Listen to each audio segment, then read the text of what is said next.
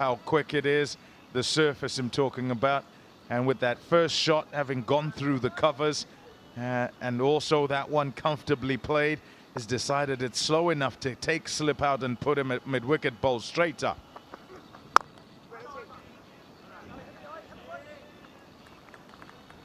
A little bit of width that first ball, but since then he's brought his line back nice and straight, hitting the pitch nice and hard, attacking the stumps really, Pommy. Obviously the chance of getting LB balled and caught behind with that length. I like his, this year he's looked more, he's got more pace to the crease. He's actually bowling at decent pace. Back end sometimes you go through patches where it's late 70s, early 80s. I think he's been more consistent this year with his pace. Yeah, I think in seasons past, it fluctuates so much that I think sometimes he might have niggles and still play.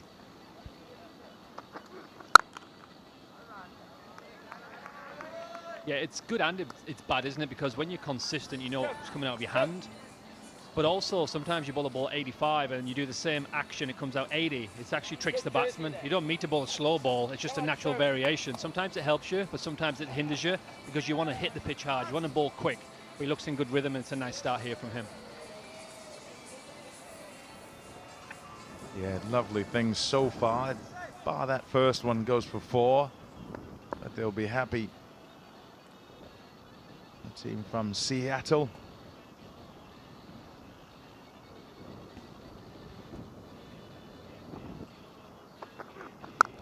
Edge, oh, past the short third. Not an easy one. It didn't get there in the end, really. And it goes off for 4. Heavy into the pitch, a tiny bit of width, but it's actually a decent ball. There's no slip there because potentially there's no swing, so that slip's coming to short mid-wicket, but just slightly wide of that short third man. 4 runs, good start from Monak Patel. A great shot to start, an outside edge, a 4's a 4, 8 on the board.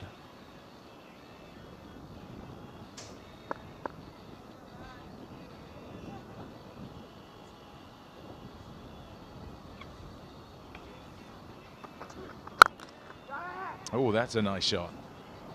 Oopsie, misfield, and it'll go for 4 as well. Oh dear, and over that might not have been that bad, really. It's ended up going for 12. MI New York happy with that. 12 without loss. Regardless of that fielding, that shot was a beautiful through mid-on.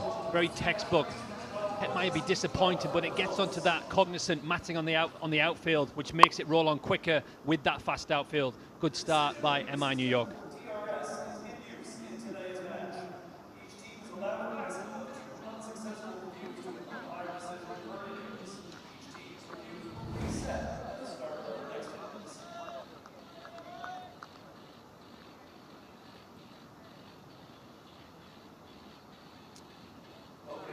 The Seattle Orcas winning the toss and deciding they'll field first.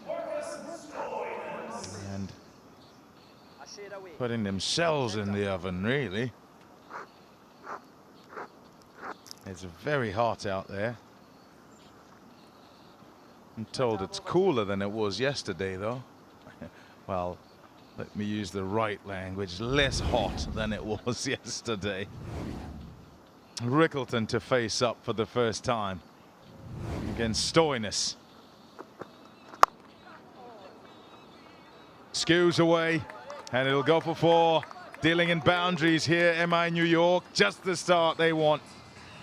That's a delivery that Rickleton wanted. He probably would have thought he would have smoked that through the offside in terms of the cover, but he got a thick outside edge and it goes over short third man. Stoinis will be a little bit disappointed with that. It looked like a rusty first ball, Pommy. Not into his final gears yet. Yeah, nice and cruisy. A little bit of width and a thick outside edge for 4 runs.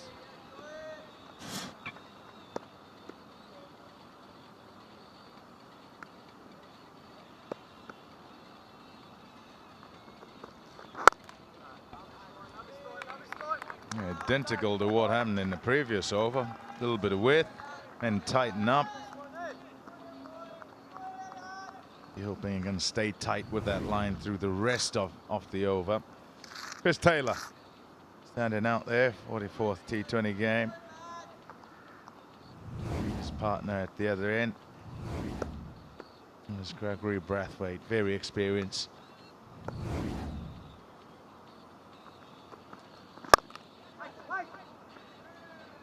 Tell you what, it does look like a really good surface.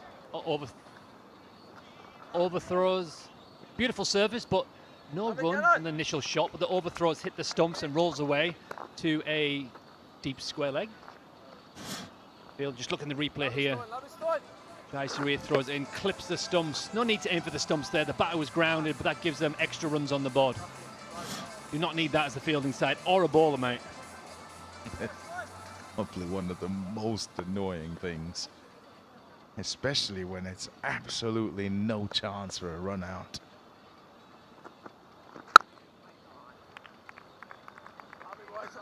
MI New York with a fourth different opening combination this season. Lots of reshuffling. They've done the most. Look at the surface, dry day. Expect the pitch to be quite dry. Always subject of discussion and conjecture. You have some in teams who are pretty good at reading the pitch, and you have others who don't even look at it. Lovely. A little nick through to the keeper, and there's the breakthrough they wanted. The Orcas. Rickleton gone.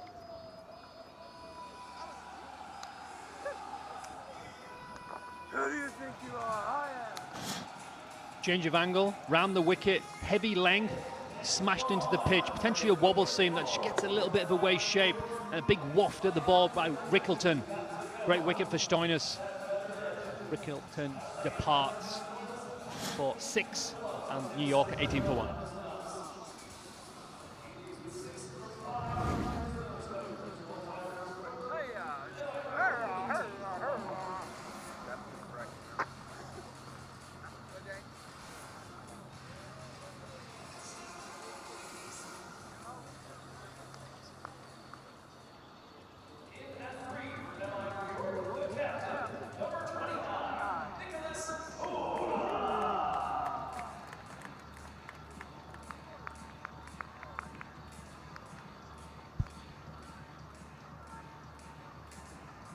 $18 for 1, MI New York.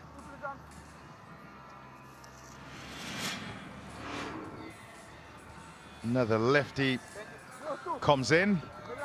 That's the skipper, Nicholas Pooran. 2 losses in a row. He says he thinks they're kind of in a good space. Happy with themselves as a side, but they come off 2 losses. So need a win. Yeah, when you look at that lineup they have here on the screen, it's powerful with bowling, with all-rounders, with batters. So yeah, they'll be disappointing, but it is a strong team. They know they can win this competition late on. Nicholas Pooran giving himself a chance to bat, coming in now.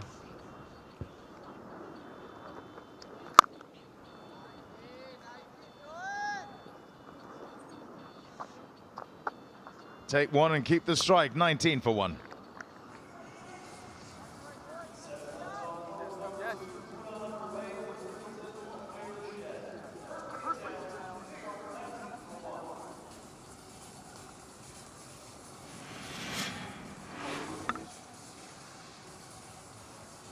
MI New York. Monak Patel is not out, started off beautifully. Rickleton will be disappointed getting out the little edge. Obviously Pooran just come to the crease.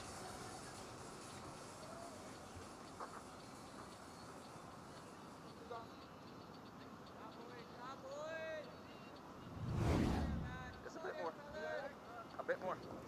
That's it. Yeah, find the shade. Then you can sit with no hat on. Coming right arm over. Otherwise you'll fry. Jesse Singh. Oh, nice shot. Really nice. Good outfield. Oh, that's horrible. As the fielder, that's terrible. You think you're going to get there and you just never do. End up shepherding it all the way there.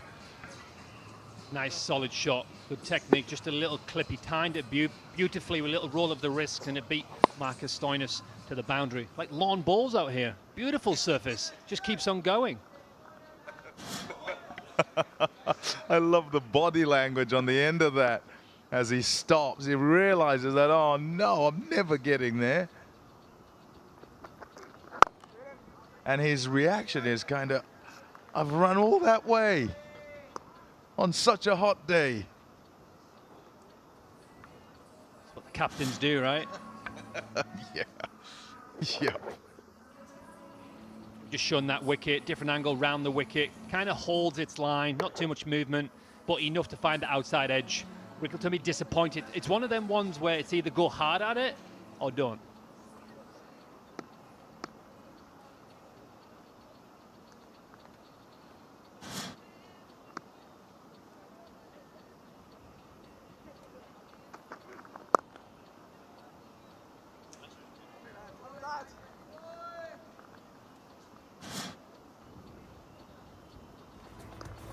Highlights of Jesse Singh's 5 for 24, match 9 against the Freedom. He was in outstanding form, crushing the wickets on that surface that was helpful to bowlers, but you still have to run up, smash that spot, and he was very successful. He continued his form throughout, and he's looking in nice rhythm today. Yeah, 5 is a lot, hence the celebration. We don't have many deliveries, just the 4 overs. So to take 5 wickets, it's quite brilliant. And it doesn't matter how you get them, just get them.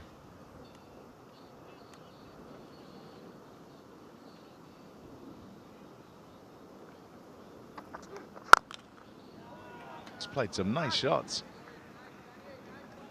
Anand Patel. You could only watch at the other end as Rickleton had one that just straightened up. It's a top nut from around the wicket. That's what you're trying to do with a left-hander. You want him to play original line of the ball, and you'd like for the ball to just move a little bit away from the middle to the edge, and that's exactly what happened there. Dangerous player Ryan Rickleton when in full flow, so they'd have been chuffed to get him.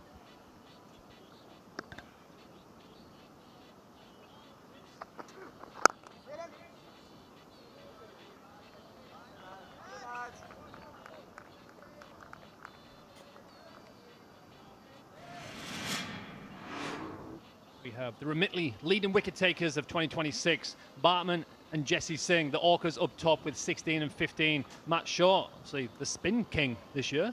14 wickets with Brodie Couch, SFU, 13. And Russell, who bowled well last night, is also on 13.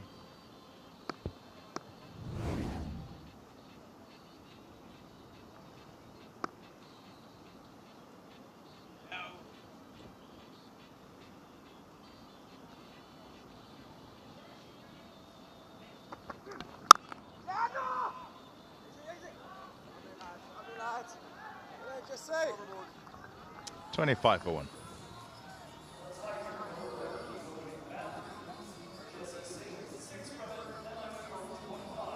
Sometimes when a batsman comes out, he looks in great rhythm straight away. Nicky P looks good here. Some of the shots he's played, not tried to overhit it, clip for 4, some back foot punches, that's hit the field, but everything's hit in the middle of the bat. These guys looking in nice rhythm here, mate. Good form. Do you know, I was just thinking then, a good pitch this.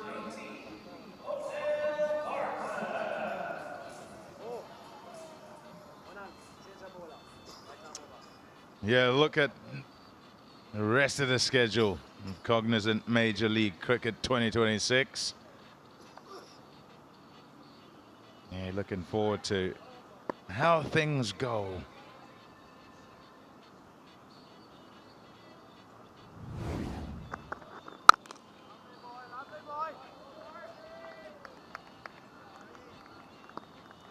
Yeah, still a lot to sort out as far as the table's concerned. So those fixtures important. Just to look at how Anand Patel's gone. That's why I say he'll be looking for runs, couple of scores, and the others actually what he'll be more annoyed with is that he just didn't get himself in at all. Yeah, the Bartman's not so easy to get away. Yeah, I spoke to Jason Gillespie yesterday morning. He was out here, and he said he's an absolute nightmare to mitt to because the ball wobbles everywhere, which means he's smacking the seam, he's hitting the pitch hard, and he's getting some good movement. And what that does, Pommy, is get you wickets. Yeah, and we saw with those leading wicket takers, he's up there.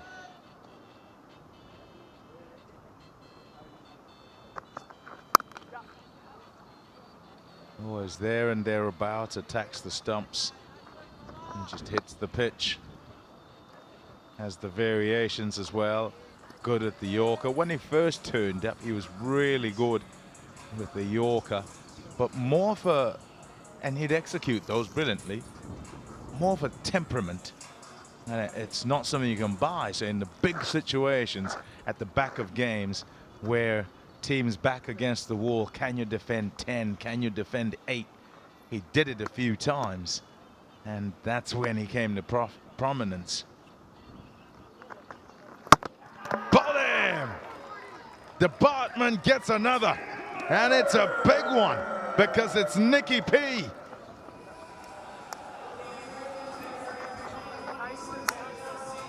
Remitting speed delivery, 89 miles an hour, brings that wicket. But look at this replay here. I think he was going to look to hit that out of the park.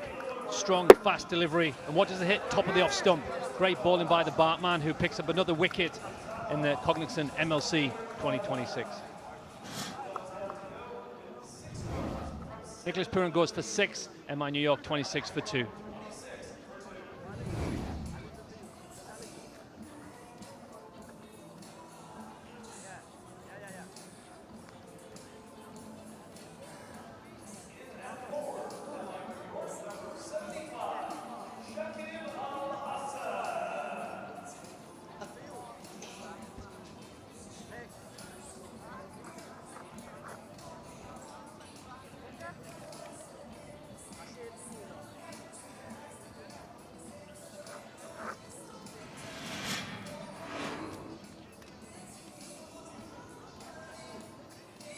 Shakib Al Hassan walks out to the middle for MI New York. They continue that left and right hand batters combination. They need somebody to get in here. Monarch 14 from 10. He's looked pretty good. Nicky P looked good for the few 6 deliveries that he faced prior. Just looking at that wicket, really speedy delivery, top of off. That's his shot. You sometimes do that, but do you need to do that? You've been playing the ball so well today. You've hit some beautiful normal shots, but he fancies it. Sometimes you do fancy it, but against a bowler like Bartman, who picks up wickets, looking at it again, try to hit that over wide, long on, mid wicket, and it wasn't quite there. Great delivery, top of off stump, and the poles go everywhere. You see batters early on in the power play look to try and play that shot where they pick it up off a length. Yeah, it would have been halfway through the swing when he decided or realized that, oh dear, not going to catch up with that one. And he heard the death rattle. Top over from Bartman. It's 27 for 2.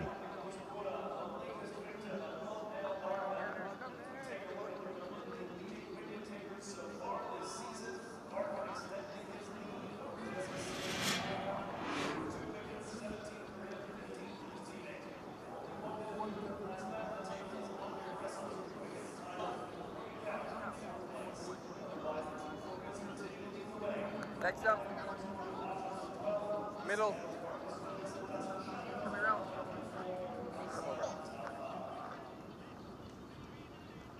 Well, it's coming right down round. I tell you what, the sun is baking down, but Elizabeth here, she's not bothered by it. You're down here, everyone else is up in the shade.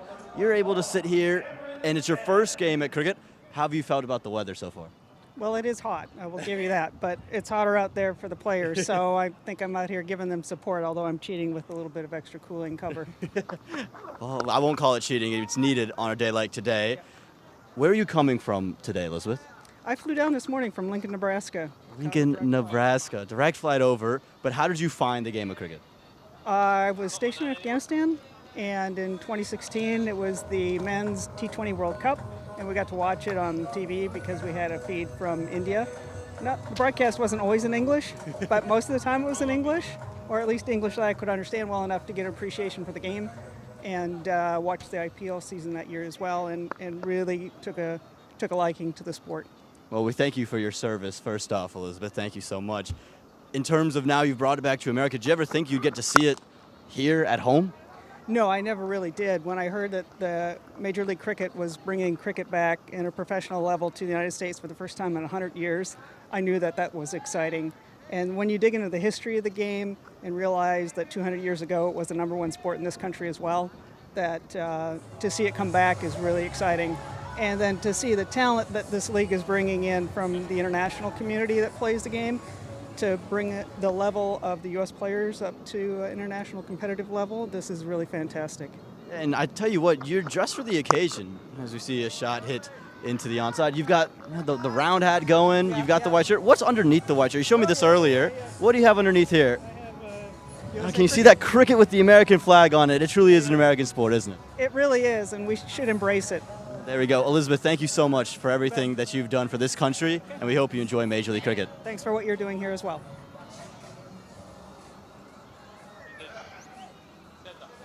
Thank you, Aman. Thank you to Elizabeth, and of course, thank you for her service as well. Emma, you're in some trouble.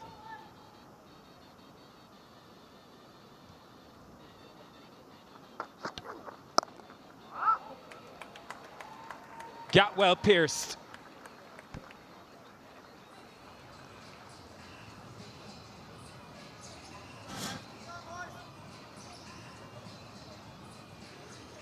Yeah, we see a cutter, but the way that this wicket is playing, it's coming on quite nice to the batters. And that's just easily dispatched away for another 4.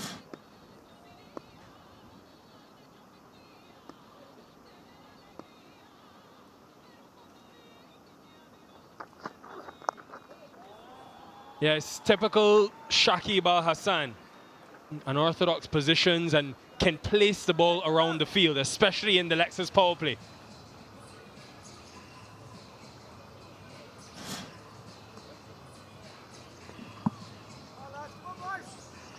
Yeah, good use of the wrist there.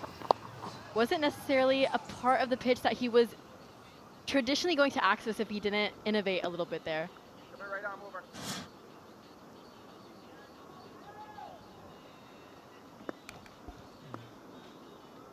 There's a long on and deep square. Again, taking pace off the ball. Wonder if as the ball gets softer, we continue to see this from the Orcas. Seamers, 37 for 2.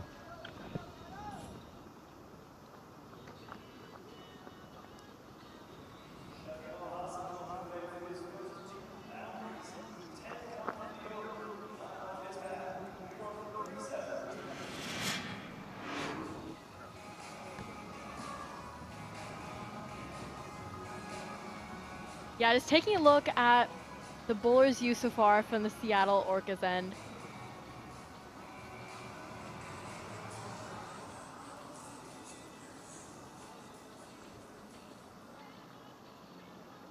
Yeah, just taking a look at these experienced bowlers from the Seattle Orcas end. Bartman. Man has been addicted to wickets every single game, folks. Othniel Bartman has struck this season. Remember, it was supposed to be Lungisani and Giri, and he was replaced. A couple of 3-fers, a 4-fer against the Freedom, and 2 for 23 against MA New York in LA. A low-scoring thriller.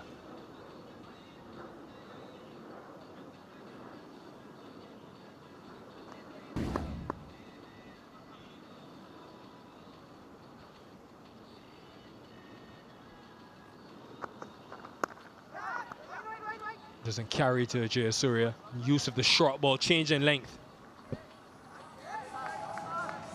Yeah, changing length, but should be really intriguing to see how he's going to carry the rest of this over.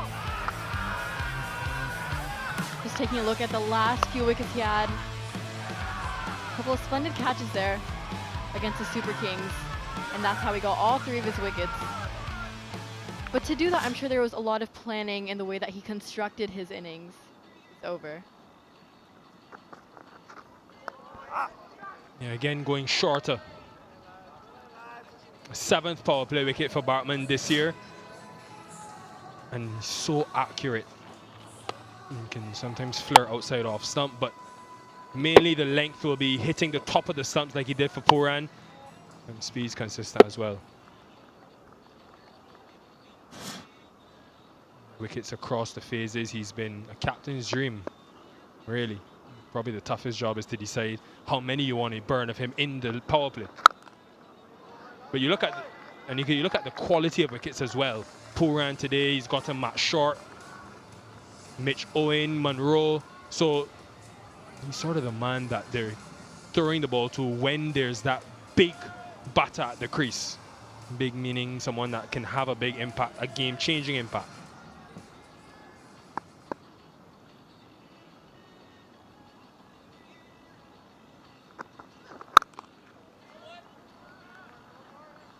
Yeah, I'm sure the batters are keeping the impact that Bartman has in mind here so far.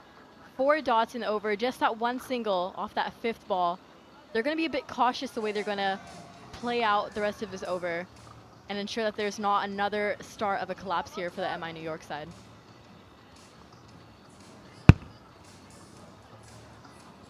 You've seen what they can do with a platform set. Think back to Anderson and Pollard, the way they finished the game against the Knight Riders. So this is not over, folks. There's still a lot of batting to come with Romario Shepherd there as well.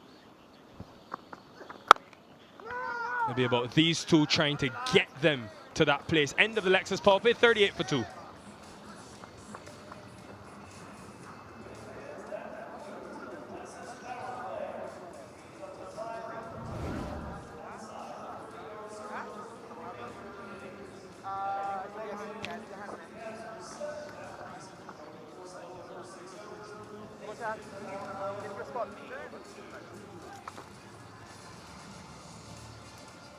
Who's the dead square leg? 1, 2. Yep.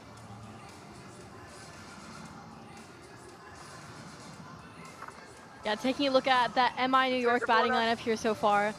2 of the big men out, Rickleton and Pooran, both out for 6 runs. Still have the opener Manong Patel and Shakib, so I'm sure they're going to want to continue to rotate strike even after Shanaka comes on. 11 wickets for Dasun Shanaka and 4 wickets in 4 balls against TSK.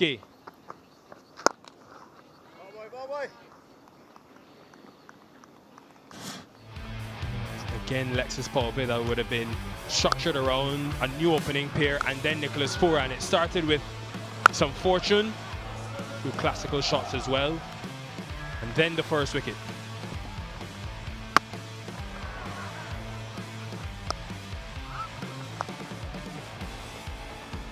Pooran's wicket, highlight of the Lexus power play. So game in an interesting position now. In first phase, would you say Anika's Orcas won that phase? Getting Pooran, keeping them to 6 and over?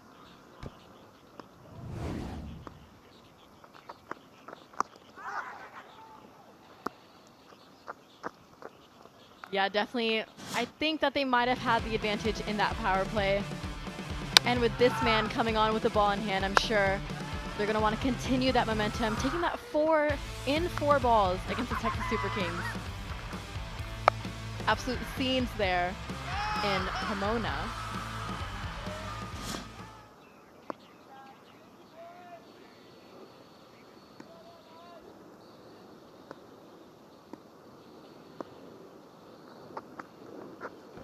And it was those deliveries there, folks, so wide, but it was those changes of pace that won them the game against Texas, and that surface as well supported it. Ball gripping into the surface. Leg cutter from Shanaka. He's also got the off cutter.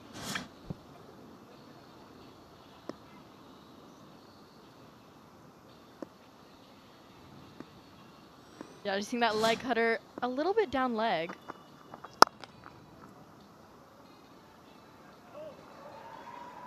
Very lucky. Cheyenne Jahangir, who's one of the safer fielders in this Orcas team, could have easily rolled into the boundary.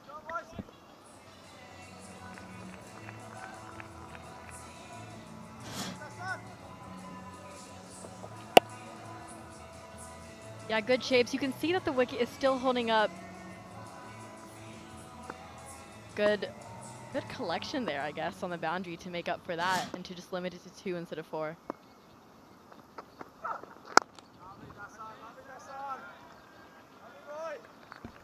And this is going to be the challenge. And it's why, just reflecting on the Pooran dismissal, all season Pooran has been very watchful in the power play, striking at around 80, trying to get the team to a position where there's a platform laid. It seemed out of character for the way he's played this season and the role he's tried to play. Striking at 110 this year. It's been a different version of Pooran. Haven't seen necessarily the best of him yet.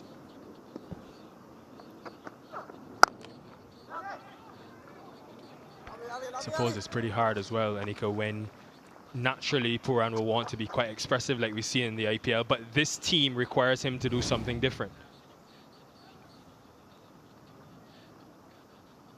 Yeah, this season so far, just one score of 70 and another 68 not out. And other than that, just scores under 50.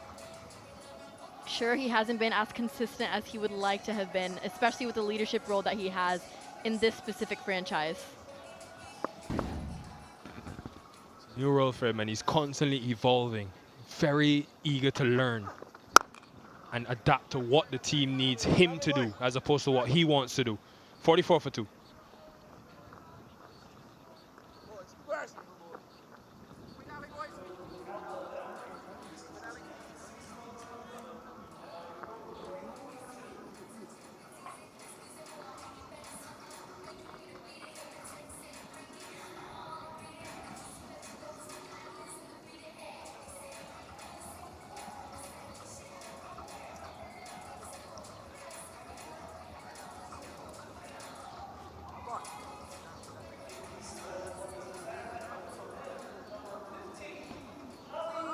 Beautiful day here. It's quite hot.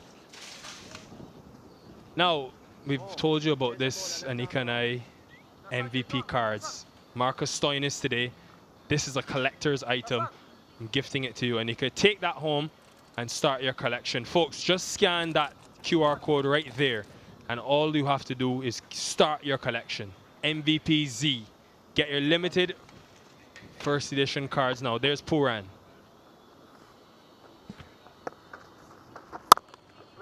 Lovely boys, lovely lads. Ali Sheikh hasn't bowled in the last couple of games, but today Anika, without Harmeet Singh, he will have a job to do. Yeah, he's been taking the responsibility fairly well.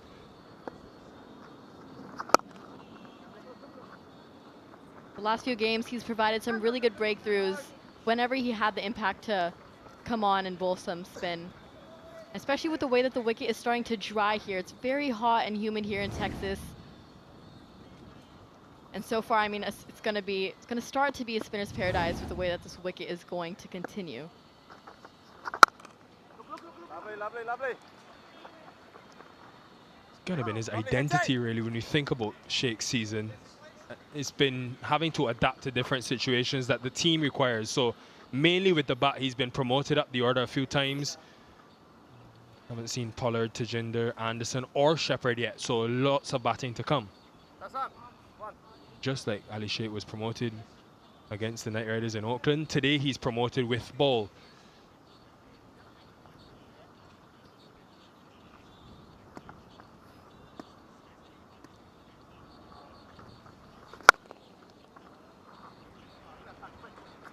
Fielder will have some work to do. Bretsky's lightning quick. With Shakib there and Corey Anderson to come, Anika. There is Shehan Jayasuriya, who Stoinis has cited as an off-spin bowling option for them. Haven't used him yet this season.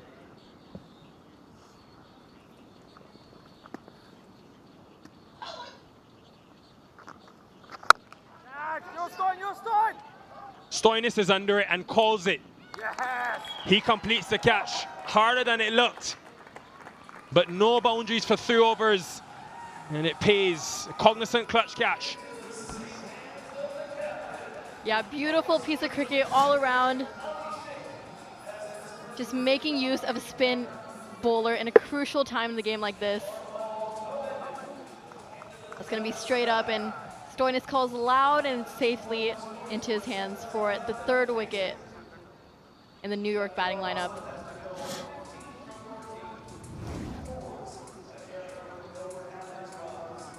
All in the sun out for 15. New York 49 for 3.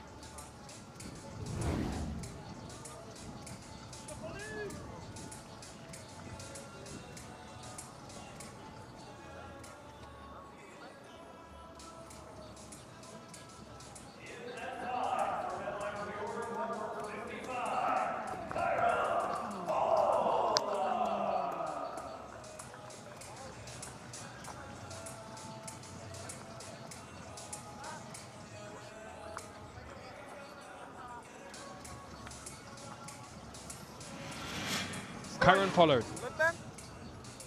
Flip bend for 1. 100 in the very first game of the tournament right here in Dallas. My first game for MI New York, rather. Keep going, lads. Keep going there, boy. Yeah, big high swing. Didn't mean to hit it straight up in the air. Looked like he aimed to launch it straight down Ali Sheikh's. But ends up going straight up. A pretty solid catch there for Stoinis in the end. Going wide outside of the arc and also using the 16-meter longer boundary, Ali Sheikh.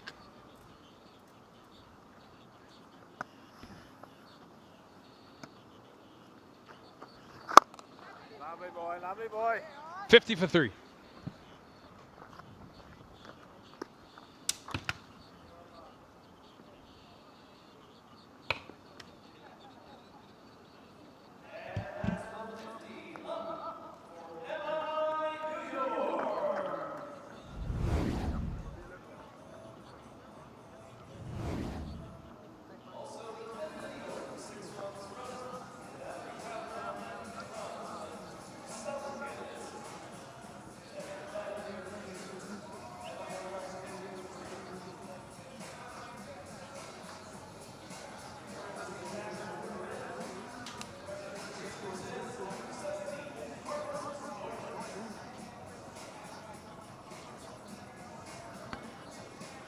$50 for 3 after 8 overs. Going at 6.25 runs per over. Mononk is batting on a run of ball 21. Pollard has just come in to hopefully rescue the MI New York. Skipper Stoinis is back in the attack. He got the team off to a good start. 1 over, just given away only 7 runs and picked up an important wicket of Ryan Rickleton.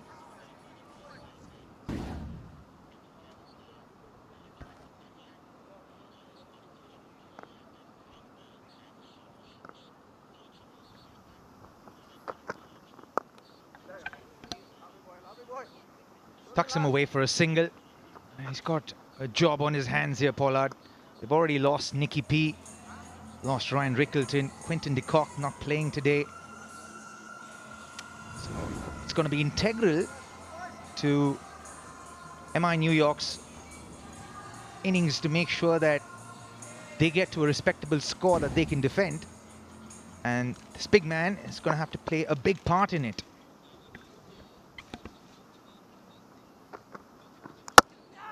Oh, he comes back and he picks up a 4th. The 4th MI New York wicket goes. Mononk Patel is dismissed for 21. Timing is everything. You needed a bowler into the com box here, Robin Uttapa. 4th one down here. You betcha. I've seen a few of these yesterday as well. I remember Rodman Powell chopping on. And the skipper, what a delight he's been. Gets another wicket. Mononk Patel gets a start but can't convert. He's gone for 21 and suddenly MI New York are 4 down for just 51 here.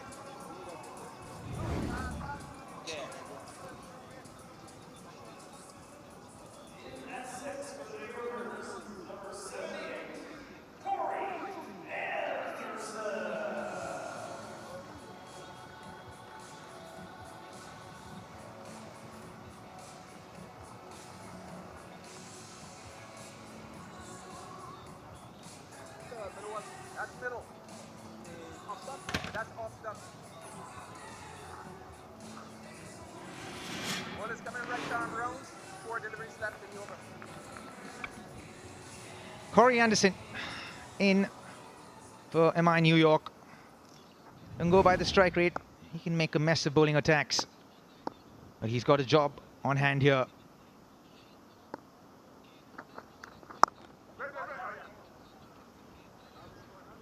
Yeah, they find themselves in a bit of a hole here. And New Yorkers look at the wicket again. This is what the Orcas have done exceptionally well. The cutters into the wicket, taking pace off the ball. And when that's done well, they produce these kind of results. Yeah, they've assessed it very well, haven't they? In terms of that, well, 6-7 metre length. Wickets there, bang on that. With cutters, one from round the wicket from Stoinis and this one back over.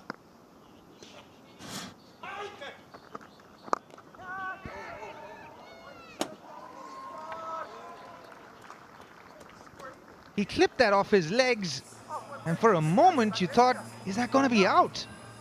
But he hit it so well, it went for 6. It's a little bit of a gift to Pollard. A full toss, pace-on delivery. And he met it sweetly. Thanksgiving's come early. Oh, please. Stein. Wow. He's bowled some good stuff, but that was ordinary.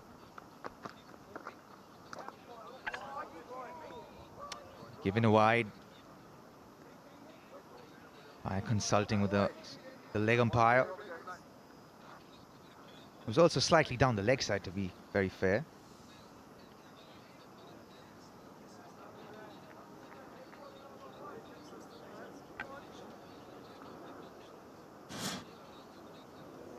Let's have a look at this. Oh, I suppose so. Subtly ducked, not a lot. Of course, he's a big man. 6'4", 6'5" is Kyron Pollard. But I didn't mind it, actually, because of the change of pace and everything. Yeah. And it just felt like as it went past him, it kind of started ballooned higher and started moving down the leg side. He is standing tall. Maybe, maybe not. Maybe he would have kissed his helmet on the way there. Yeah. Chris Taylor.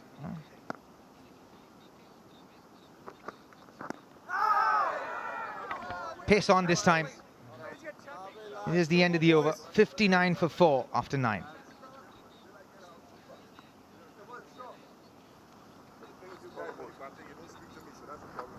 Yeah, good stuff from Stoinis. 2 for 16 from 2 from the captain. He's bowled rather sweetly.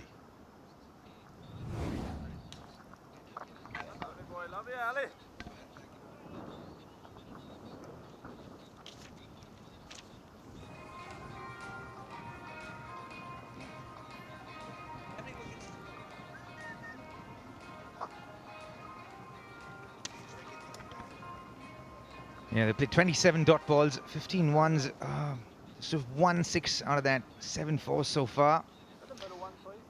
They have work to do, especially with the sun beating down the way it is. 160 may be a good score, but they need to get runs there. They need to get partnerships to get to that number. Ali Sheikh back for a second over. Got Shakib in his first one.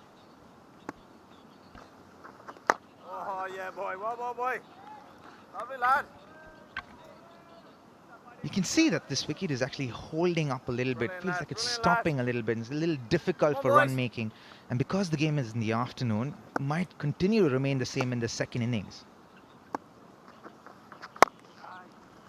So when a wicket's slow, I know it's not the easiest to score runs, especially when the fielders are in. Well, the spinners will be licking their lips here, and Ali Sheikh certainly is.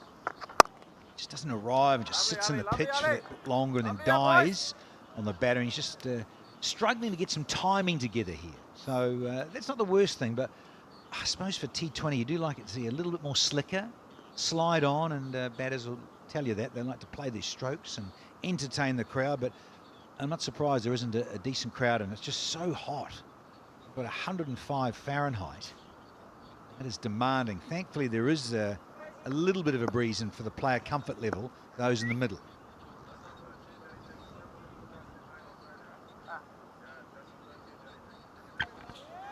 Yeah, talk about passion, eh? Come on, boys. Little bold here, boys. Passion for the sport, in general even. Those guys were 35 last year. That's the heat for you here. Saying it only like you can, Dano. It is hot here. I know as a Kiwi, you're not really used to this kind of heat. No, that's why a lot of us invaded Australia. Here, boy. Come across the Tasman. So look, you can't have all the good weather on the beaches. Thank you, Michael O'Dwyer. Ready?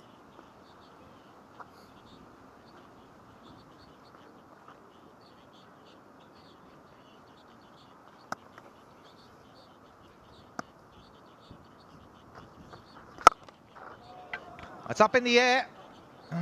That's big. It's massive. It's a Pollard-esque 6. And it's taken in the crowd. The immense power of Kyron Pollard. A little bit of flight, saw that, and it was in his area, in his zone. As soon as he hit it, he knew. Got it sweet, and now we've hit Alicia Keys on the PA system.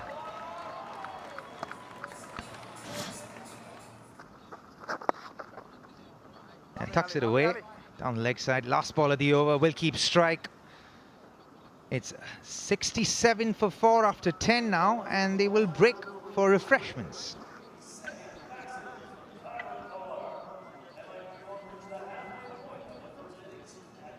Yeah, they got the job cut up for them here, Dano. Have to get at least close to 90 or 100 runs if they have to be in this game. Yeah, 10s will take them to 160 odd. Meanwhile, let's catch up for another drink with Amar Patel. Yeah, Danny, thank God you're up there because it is burning up down here. My hands are absolutely sweaty. I can only imagine what the players are going through, especially the batters and the keepers. And I thought, hey, we've got a batter and a keeper right here. And when you're keeping, how do you keep the gloves from slipping off? Thankfully, there's this thing called an inner when you're keeping. So it's kind of like that first layer of glove that you're going to be wearing. So it prevents the main keeping glove from slipping out and also gives you a little bit more padding. So when, you know, the boundary fielders are darting it into you, you have a little bit more padding and it doesn't just hurt your hand as much. So that kind of helps with, I guess, like sweat prevention. I don't really feel it as much because you just have to be in the gloves, kind of job you just have to do. For batting, I guess, you're just going to have to swap some out. It gets a bit sweaty out there. You can't do much. How many pairs of gloves do you have on you? In my kit, I would say I have like about 3 to 4 batting gloves, and keeping gloves, I have an extra pair, so 2. And how important is it when you start slipping? When do you decide, okay, I got to swap the gloves out? I think it's a little bit of a superstition thing because a lot of batters want to try getting a pair of gloves in, and as soon as they call it, they end up getting a wicket. So it might be a little superstitious thing, but kind of when you feel it slipping right away and you feel like you can't nail the shots that you want to hit, that's when you switch them out. Well, I'm sure the batters have just gotten a change in gloves as well, and the bowlers got their refreshment. Back to y'all upstairs. Yeah, the importance of inner gloves as a batter and a wicketkeeper. Much needed. Not a lot of batters use inner gloves though. Takes a while getting used to them, Dano. But they swap around gloves a lot nowadays. I didn't know that in my first class test career, but I did when I was a youngster at 18. You know what I used to use? A left and right hand golf glove. Oh, did you? Yeah, sweaty, because I batted, you wouldn't believe this, I batted about 5 or 6 back then as a 17, 18-year-old at grammar school. People go, you're joking, not you, the duck holder. But yeah, they were handy golf gloves.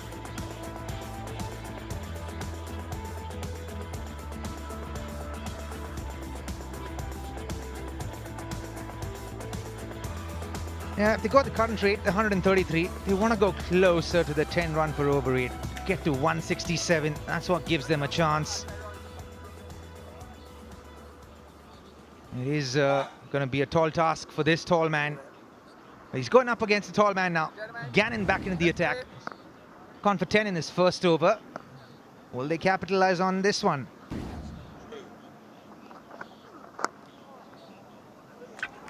Tucked away. Oh, he had only deep square leg, and so he gets the boundary off the first ball after refreshments. Down the leg side, just clipped off his hips. Yeah, Gannon, it's not a good line, not to this fellow. That's all he has to do. A little bit of wrist work. Neatly tucks it away for 4.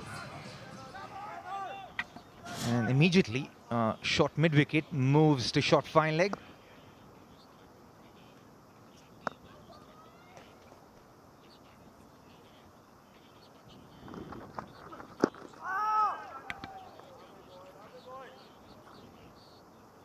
Yeah, he's been there and done that, hasn't he? Byron Pollard. This is match number 5 against Freedom. Got 156 deliveries. Just batted so well through that knock. And was it night game here at the Grand Prairie? Got his 100 along with the winning runs on the same ball.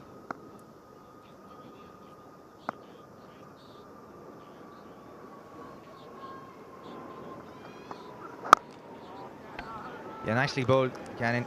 He's hitting that back of a length. Good area really well. You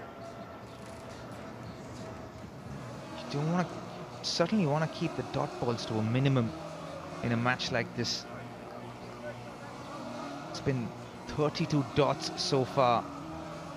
Generally, Dano in T20 cricket, if you play more than 45 or 50 dot balls in a game, you end up on the losing side about 80% of the time.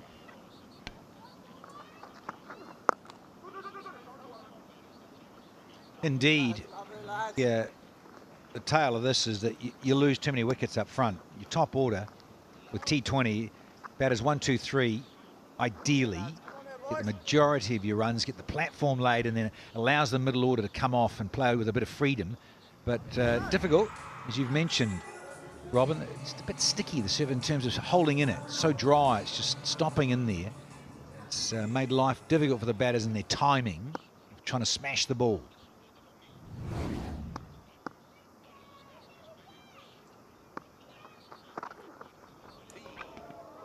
Swing and a miss. Again, I think it was a cutter. Felt like it held in the wicket and moved after pitching, but wicket so far in this innings. Rickleton tickled it back behind the stumps of the keeper, and then Nicky P, the captain, played across the line to a ball that he should have played straight. So did Shakib Al Hassan. And the cutters, as often as they're coming, picked up a wicket for Stoinis, his second. Yeah, another one into the deck. Finishes off with just 5 runs off this over, 72 for 4.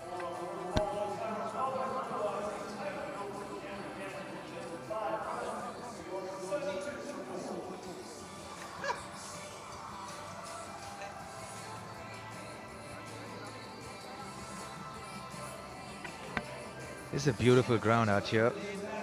The Grand Prairie done an incredible job despite the scorching heat. Over 105 degrees Fahrenheit today. Certainly has had an impact on the wicket.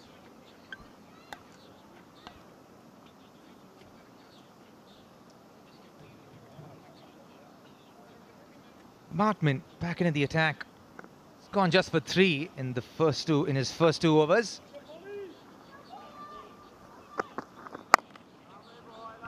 And right on the money. He's been so consistent with his length here, Dano, throughout the Cognizant MLC. Oh yeah, I've truly enjoyed watching Bartman. He comes in and does his thing. Little cutters, brings the stumps into play a lot. Bowls a skiddy bouncer, lovely change-up, but deception of it. He's not used it all the time. So he's used it as a good surprise weapon, as quick bumper. And tennis ball, slower one into the surface. It doesn't arrive, and some very good Yorkers as well. Quick change in the field. He's got short mid-wicket in, deep square leg, deep fine leg back for the bouncer. And sure enough, Byron Pollard, to negate that bouncer from happening, starts walking out. He's such a tall lad. He stands outside the crease to the fast bowler and then walks out. Robs so much of the wicket. Yeah, he's very imposing. I think on a skiddy bouncy wicket, some of us in the fraternity wouldn't mind because it's a big target to hit. And of course, take it on sometimes, but he's been adverse to the odd short one coming at the grill. So yeah, I'd love to have had a crack at him. It's up in the air, and he's hit it sweetly. But since he's hit it against the wind, it's gone straight into the hands of long on. And Bartman does his magic again, gets Orca another wicket. It is another wicket down for MI New York, and they're in deep trouble. There you saw the American flag, the Texan flag. And that's where he was hitting into. There you go, top of your screen. And that's why it didn't carry for 6. The breeze just picked up a little bit since the drinks break. Lovely stroke, but not enough power into the breeze from big Corey Anderson. So the big burly fella's gone for just a brace. 2 from 8, and it's now 5 down for 73 here.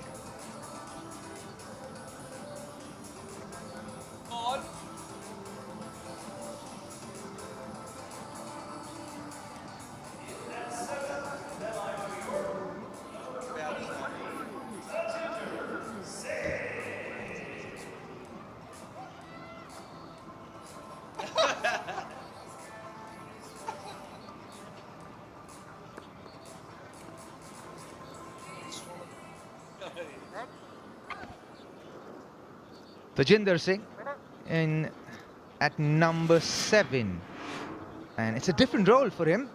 Strikes at 142. He's got potential, some serious potential. When he hits the ball, they stay hit. It's very powerful. Positive intent as well, but he's been offered a different role. He's batting at the top of the order previously in this season.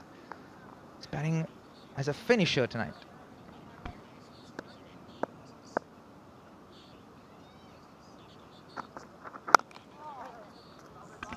And immediately off the mark. The winds kept moving here. And it's picked up though, but it does go across the ground. You can see, have a look at the flags here if you can catch it. He hit it beautifully. There you go. He was hitting it bang against the wind, and that wind pulled the ball back into the boundary line. The pouch, an easy catch. Yeah, easy as you like it, as Daniel would say. You hit it that man Hetmeyer. Takes them 11 times out of 10. So, I mean, I like this, the way Stoinis uses Bartman. He brings him in maybe into the power play, just outside of it, and then someone else have a crack, and then he's into these other middle stages, like the 11th, 12th, 13th, 14th over, and he might only bowl one and then come back at the death, those last few overs, maybe in 18, 19 or 20. So it's a great access to have Bartman on your side. And he's one of these guys who just bowl 6, come back, a few overs later, then bowl another 6, come back, and he's happy to do that. Yeah, he certainly is. He's rotated this bowlers really well, his Stoinis. Yeah, sticking them over. He understands the importance of this. It is the end of the 12th, 75 for 5.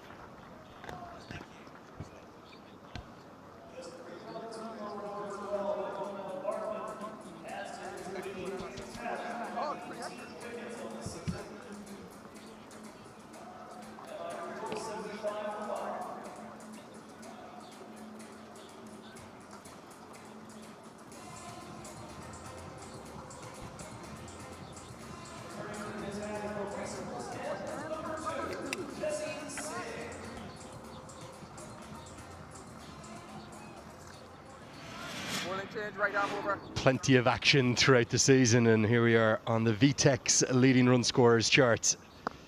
Young Alejandro Pretorius has been a sensation. And Tim Seifert up in the mix as well. As Jesse Singh's going to return. This is skewed away off an outside edge. Got the pleasure of the company of Liam Plunkett for the next little while. Liam, bowlers, despite coming back here to Grand Prairie, where it can be quite favourable for the batters, are having a good time of things so far today.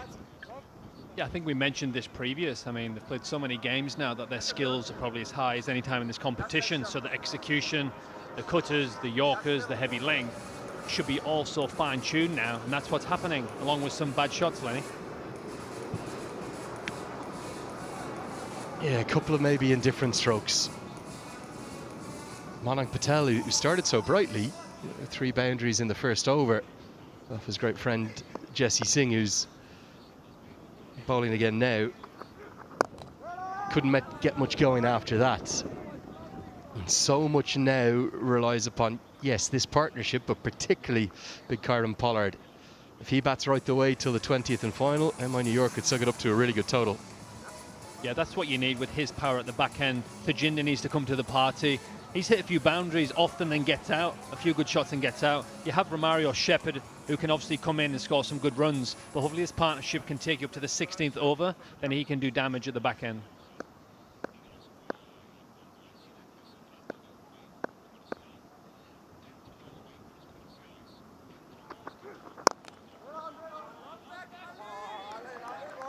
Yeah, and the key here at Grand Prairie, you got to hit with the wind if you can. So you need to hit up towards the racecourse end.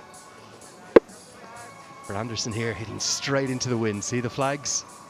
That was hit down this way, it would have been 6. Instead, caught just inside the rope by the ever reliable Shimron Hetmeyer. That wins the extra fielder. As a bowler, you're smart with it, and that's what that was. The wind stood up there, kept it into the ropes, and it was a nice catch. Easy, simple catch to depart Corey Anderson.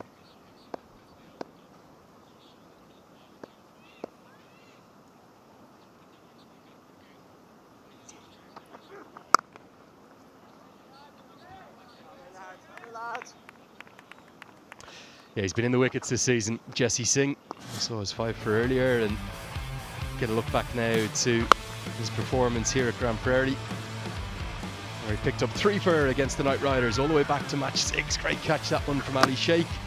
And he got the Yorker out to Van Schalkbeek and wrapped up the tail nicely. Not sure about the shot there, but keeping it full, keeping it straight, keeping the stumps in play. That's all you've been harping on about, isn't it, Liam Plunkett? Get the top of the stumps into the game, you got a good chance.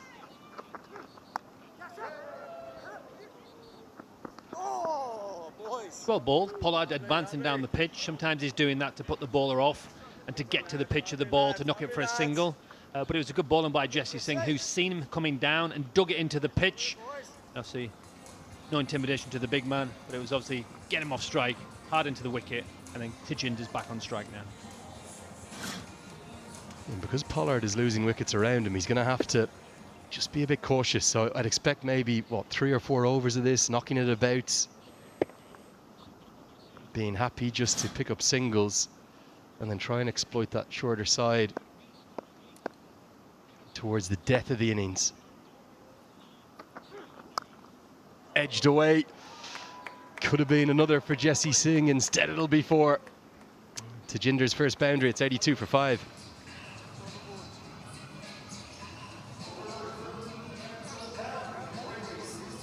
Just a tiny bit of width.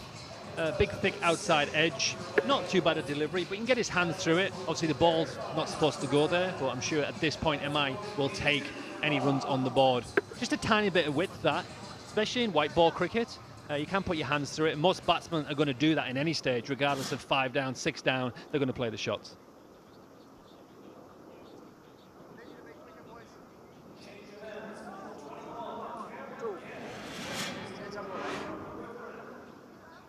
Kyron Pollard is the man, as always.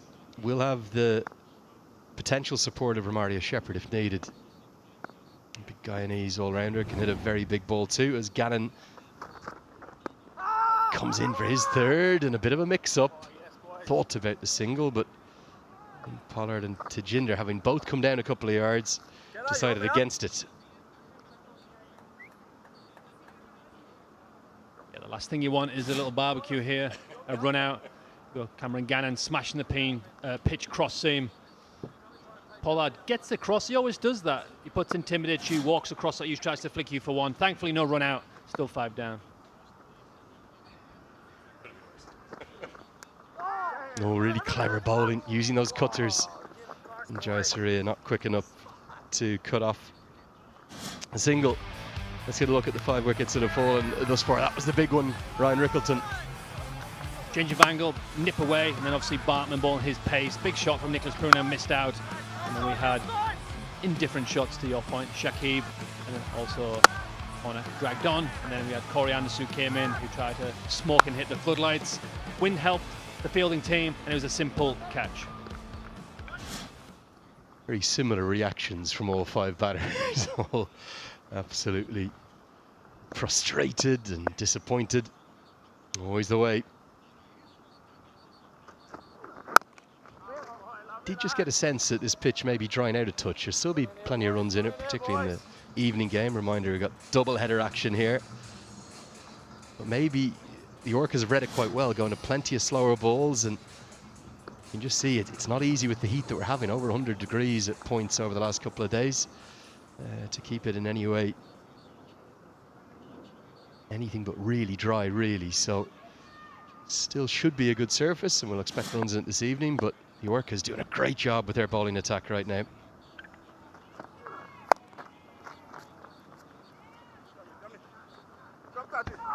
Oh dear, that should have been stopped. Dasun Shanaka did all the hard work, got there, and just allowed it to come through, and Tajinder doesn't mind that at all. Yeah, the bowler will be disappointed with this because he's got a field set for that purpose, into the pitch, simple pull shot that should be kind of swept up by the fielder there, and he's just overrun it. Maybe it's just when the heat comes into play, you're a little bit tired, fatigued, you haven't had your orange slices, and yeah, disappointing from the Orcas. They'll be, especially as a bowler, you bowl to your field and he goes for 4 runs. Fatigue going to be a big factor across the course of these 3 days. Just up and over the head. It's a good stroke from Tajinder. How often do you see that after the misfield? Further punishment for the bowler.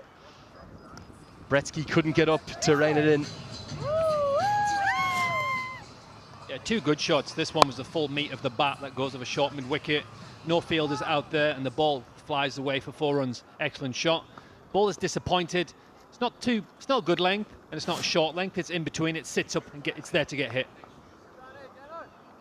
And that will spark the change in the field. The one that would make him a little bit more sense with the length he's bowling. Fine leg comes up in the circle, and deep mid-wicket goes back. He wants 2 here. Pollard should get in and out and get back comfortably to get the strike. Good salvo from Tajinder, 10 from just 3 balls. More like it for MI New York. 93 for 5.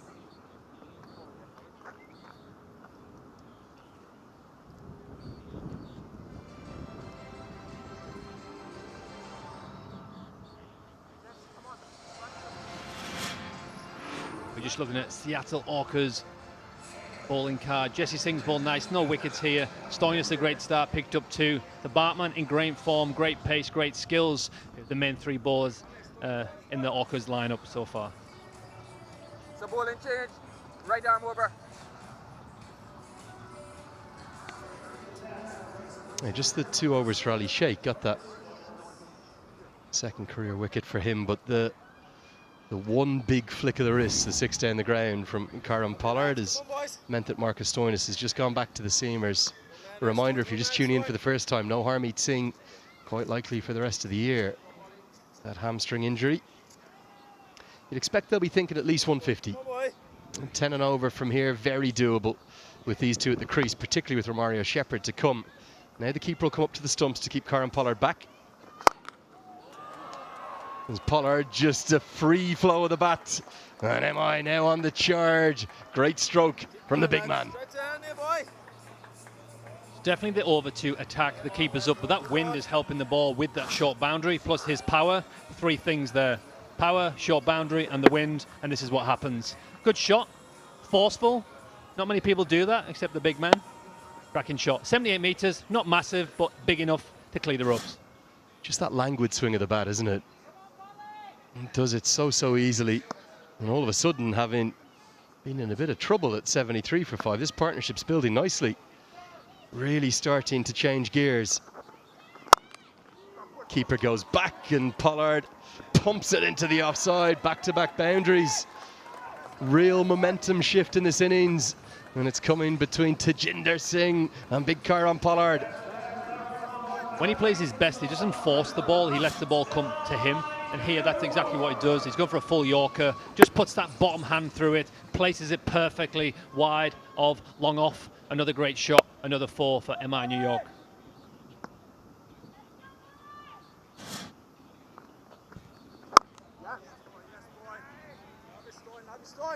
Happy with just a single this time.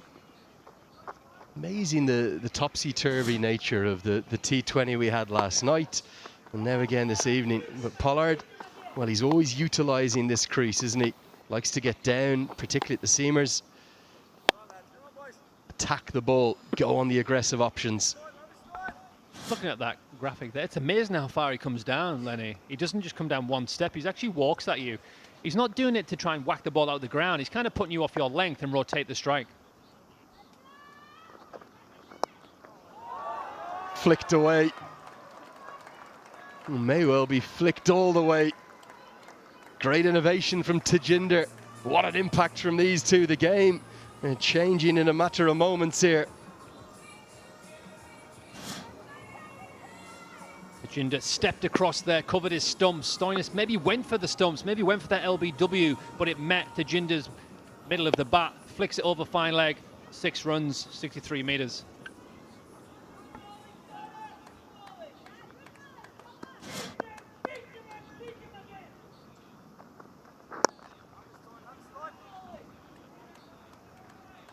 Pollard just so critical, always at MI New York.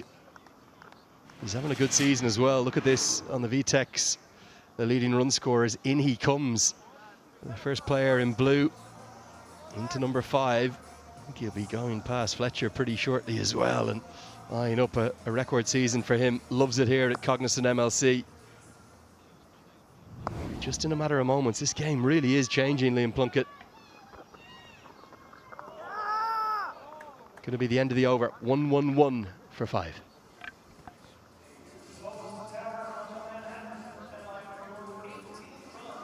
Absolutely. Them last 2 overs, Lenny, have changed momentum. And it all started with that bad piece of fielding down there. Went for 4, and then obviously Tejinder bang 4. Then Pollard gets going and hits some big boundaries. But yeah, a bit of momentum here. 5 overs to go. Can they score another 60 here that gives them a decent score?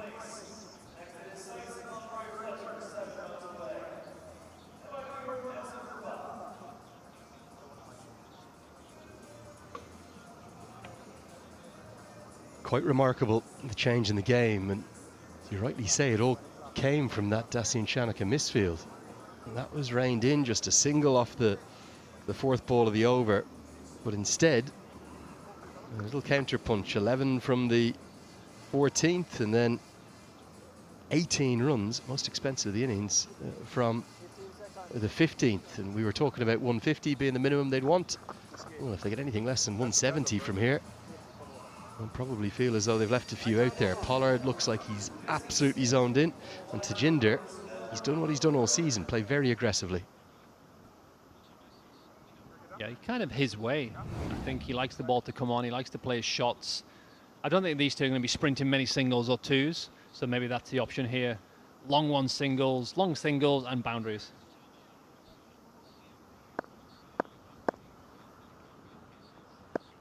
Jesse Singh for his 4th and final over. Not the right line, the runs keep coming. Tejinder just helps it around the corner, clever batting.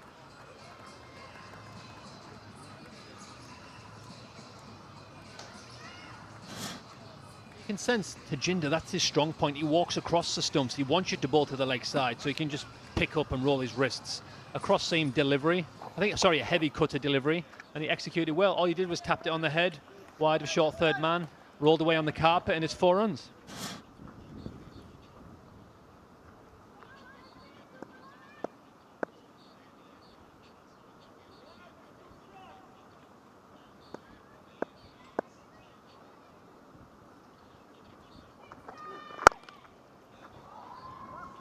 Yeah, these two have timed it really nicely. Partnership worth 43 now of just 23. Just wonder if you're being really critical of Stoinis, could he have braved a bit more of Ali Sheikh? Just the one big shot from Pollard seemed to put him off the young left-arm spinner. Yeah, potentially this end with that wind. Obviously get the batsman to hit across the spin. But yeah, I mean, you potentially give him that. He's been playing a lot of cricket, his confidence is getting better. Back him to do the job that Harmeet might have done. Give him a good go. But it is intimidating bowling someone like Pollard who can take you down.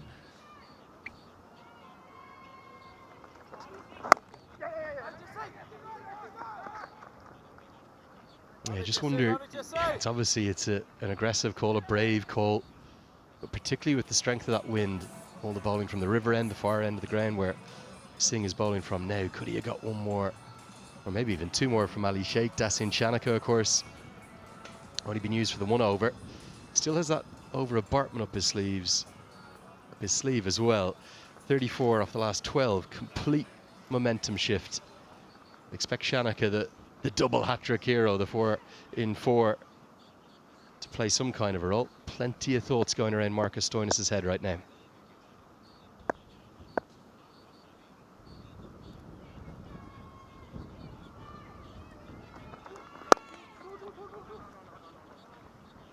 Good bowling, good length to bowl that cutter, hard to get underneath that.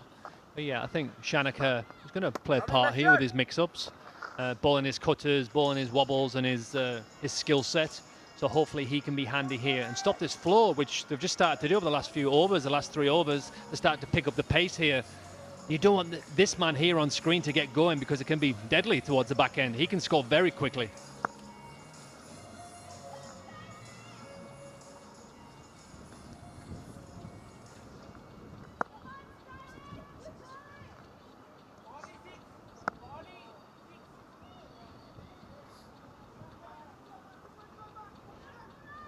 Yeah, one more of Bartman they might not get many from, but the other 3 really will be targeting. Down the leg side, there's a flick of something. I think it's the pad. Seifert semi-interested, Jesse Singh a bit more so, but no review called for. So what you talk about, Lenny, in terms of the wicketkeeper with all his kit on, how hard it is for them to keep in this weather. I've played with many great keepers, and you're in India, in the subcontinent, and like even here in Dallas, which is one of the hottest places to play cricket. Tim Seifert's going to be one of the sweatiest men out there, and it's hard. Just looking at the replay here, just flick his leg or his pad. I think it's one of them appeals where you don't want it to be a wide, and we'll take a dot for that. Spoken like a man who's done it before. There's the VTEX TRS. If we had gone up to it, it would have given the evidence. Just a flick of the pad. Good umpiring yet again, and this time from Christopher Taylor of Jamaica. 16 have been bowled. New York 119 for 5.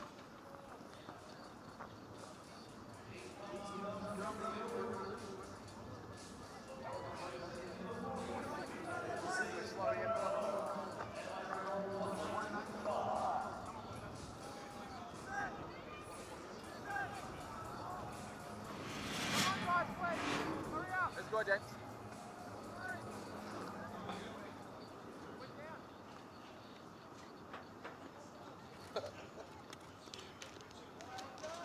Change of bowler, right arm over. No, I'm not. Hey, really? That's 2.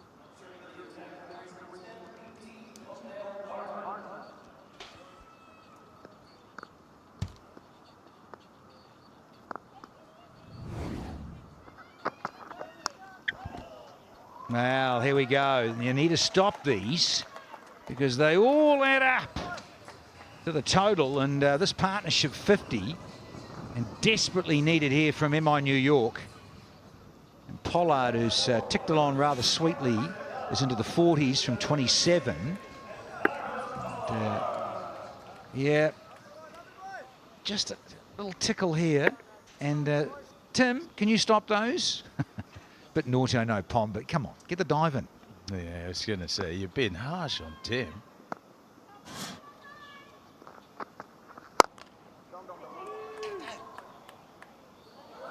Oh, Hetty. Oh, misfield, and lucky it didn't race past him, because this outfield's slick. I saw Stoinis' little escort agency to watch it go over the 4. And literally, there was nothing he could do. Because by the time he kind of arrived at the place where he might dive, the rope was there.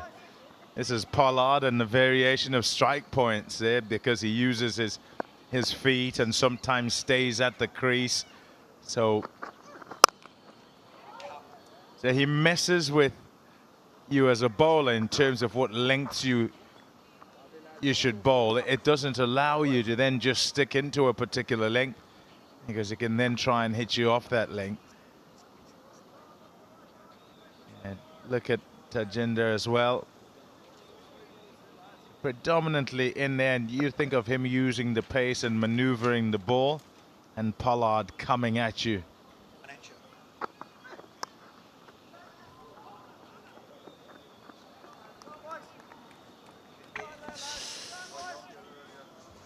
Yeah, Pom, just checking out projected scores. They want to get minimum 160. And it depends so much on these two at the crease, of course. But, this is a decent partnership.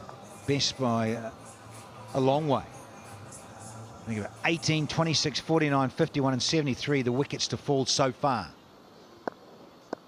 Yeah, and this is their third 50+.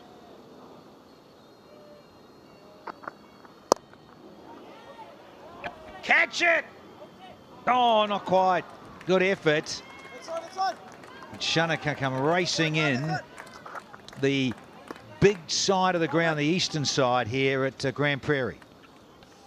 Yeah, tough on that side. As bowler, you're probably thinking that, oh, it's going to carry quite comfortably, but you're hitting that into the wind, and so it goes up, and fielder thinks he can get there, but it's never really coming at him, and so dies a long way before him. Straining every sinew to try and get closer to it, but not to be for Shanaka or for Bartman. Oh dear. Oh no. Oh, holding that side. Yeah, they're terrible. Looks like the Bartman's got a bit of a tweak here, hasn't he? Easy to do, side strains or the intercostals in the rib cage area. Certainly recall those well. Not much fun. You struggle to breathe properly, and then you try and using your frame to bowl quickly. It hinders you big time. But he seems okay here. I wanted the physio to come out and explain to Fizz what's going on for Barters. He's got one to go on his fourth. Just his last delivery, and then he could get off. And have some physio.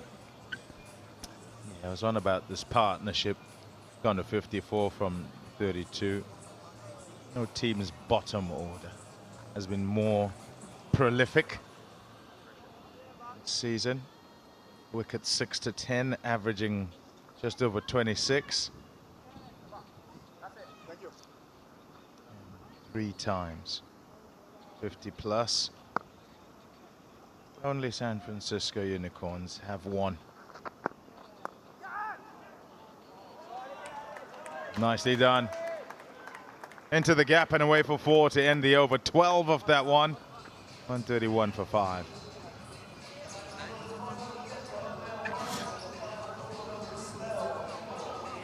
Bartman's last ball of his spell.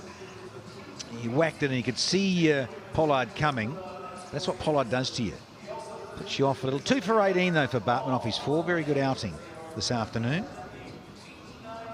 He's very good lines as ever. He does bring off stump into play, and he's at you with changes of pace too to upset your rhythm as a batter.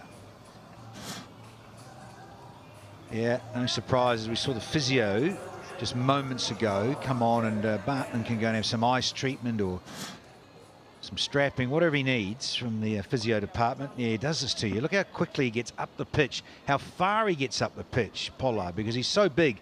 Those strides. Here we go. I'm at you. I'm at you. Intimidating to say the least.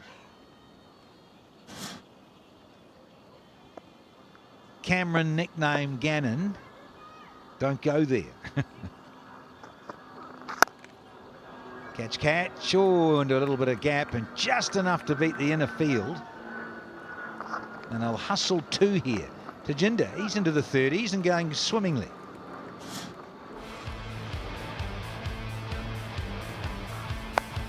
Yeah, at a time where it was needed too. They were looking for some sort of partnership because things were certainly going awry. 73 for 5 when they come together.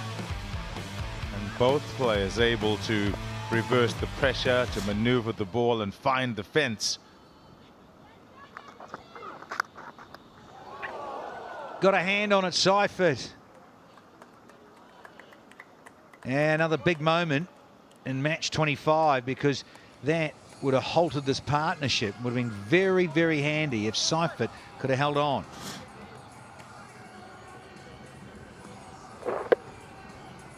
Yeah, up, fingers. I just asked, thing there, it's slipping.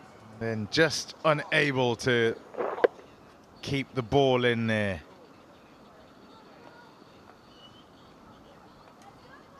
Yeah, bowler. Gannon feeling every bit of that. He said, Timmy, if you had legs like me, Mr. Gannon saying, bowler saying, listen, come on. Oh, it was a very good effort to get that high off the ground too, and quickly. Because I mentioned Gannon's not the quickest going around. Gets bounce, but this pitch is a little on the dry and slow side. So you can understand that Seifert's been a little bit closer standing up to the ball to carry, but it was a full-blooded edge. Not quite the timing. But, rotating the strike here is what is going on at the moment. Lexus team standings. Look at that. Look at all the players. Well, okay, the Super Kings on 6, but the way some of the permutations could work out is that everyone could get on 10 if these next couple of games over the weekend sort out that way. And imagine that. 6 teams on about 10 each of points. Oh, up. No, not quite. Just enough on this. Tajinder, good stuff. He'll take that. There's another boundary. There have been enough of them where the ball is just out of reach and you can't quite get to it. You chase it and you seem to be getting there and not quite. Think of the catch for Shanaka. Then the fingertip job for Seifert. Now here's another. They would have felt, oh, that can catch that. What about that one? No. Off to the fence again. And so the annoyance. The Orcas, well, they'll certainly be irate.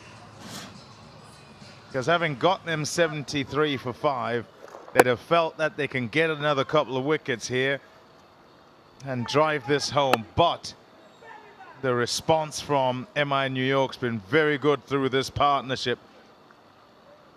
Pollard and Tajinder being the main aggressor. And that's pretty handsome as well. So Gannon has served up a bit of fodder. He's gone for 3 4s in a row, 16 off the 18th, and it's 147 for 5 now.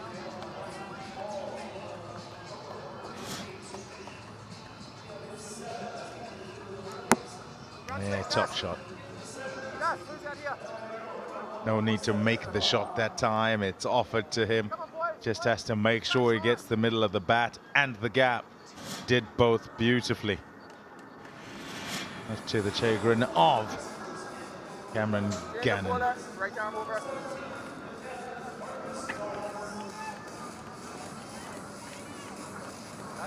It's been a rather interesting passage of play in that Tajinder has actually outscored Pollard and he's chasing him down to become the faster batter. And who's going to get to 50 first? He's 46, Tajinder, but he's not on strike. Pollard's on 48 there. And the reason why those tall buildings are happening in Manhattan or New York. And boom! Gannon, get a cape on, son. That's not helping. 150 up and 50 up for Pollard personally. Nice symmetry, 4 4s and 4 6s. He's been able through this tournament to come in and make runs when the top order failed and to bide his time. Beautiful shot that. Top effort in trying to dive across to it, but it was traveling. No, you are kidding me. That is a great catch. Pop that in the hurt locker. That is outstanding. Traveling, smash 50, and then smashes another one off Stornis, but he can't control it in terms of keeping it along the ground. Or does he want to go for 6? Wow. The end of Pollard. Ali Sheikh, a good pair of hands. It really is a smart catch to get rid of Pollard. 50 and out, 54, 153 for 6 now.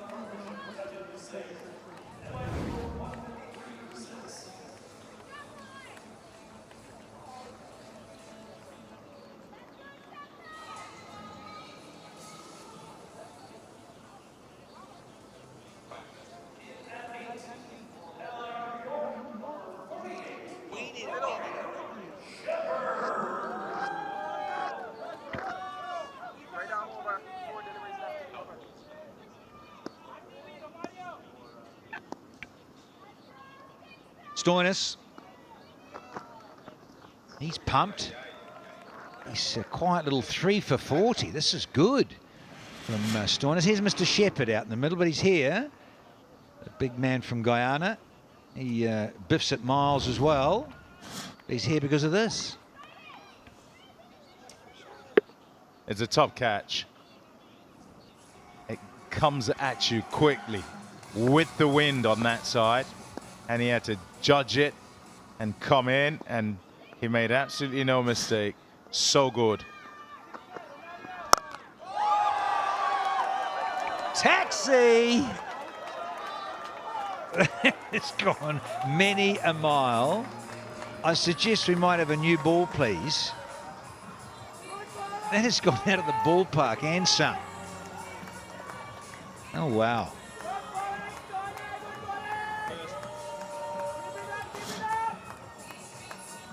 Yeah, slower ball again. He missed the previous one. And then there was a bit of a chat. Tajinder walks up to him to go and have a chat. Might well have said, listen, you don't have to hit it that hard on that side because the wind takes it and it's the shorter boundary. Well, he's just tapped that one. It's gold, isn't it? 6 wicket, .6. Against the wind, big boundary, taken, yeah. Another smart catch in the deep. I think is that the sub? No. Sun's in my eyes, I can't see. It might be Tim Robinson, I think, who's come on as a sub for Bartman. Yeah, I think it is. Really good catch. Yeah, great example of the wind here and what it does. So hitting to one side, it races off. And you look there, fielder come running in, Robinson, having to make sure that the ball doesn't dip and hit the turf before him. 2 top catches that are contrasting. Shepherd in and out quick. 159 for 7.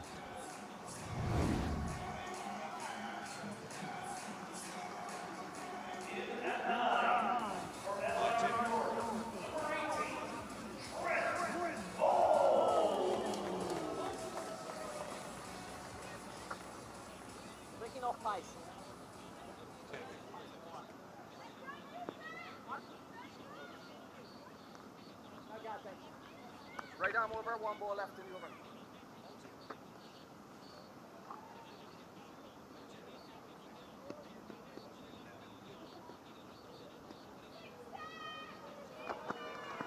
Bolt. Slice this. Cannon. This time. Gets one in his area. Stoinis, let's celebrate and pop under the champagne corks now. 5 for 46. You don't often see a 5-fer in T20, particularly here at the Cognizant MLC, but he's got one. Last possible opportunity to do it. It was his last ball for Marcus Stoinis. First of his career. What, his T20 career or his MLC? Whole career. Well done, Rodders. Not so you, Bolt. You're gone for a golden one. And now it's 159 for 8.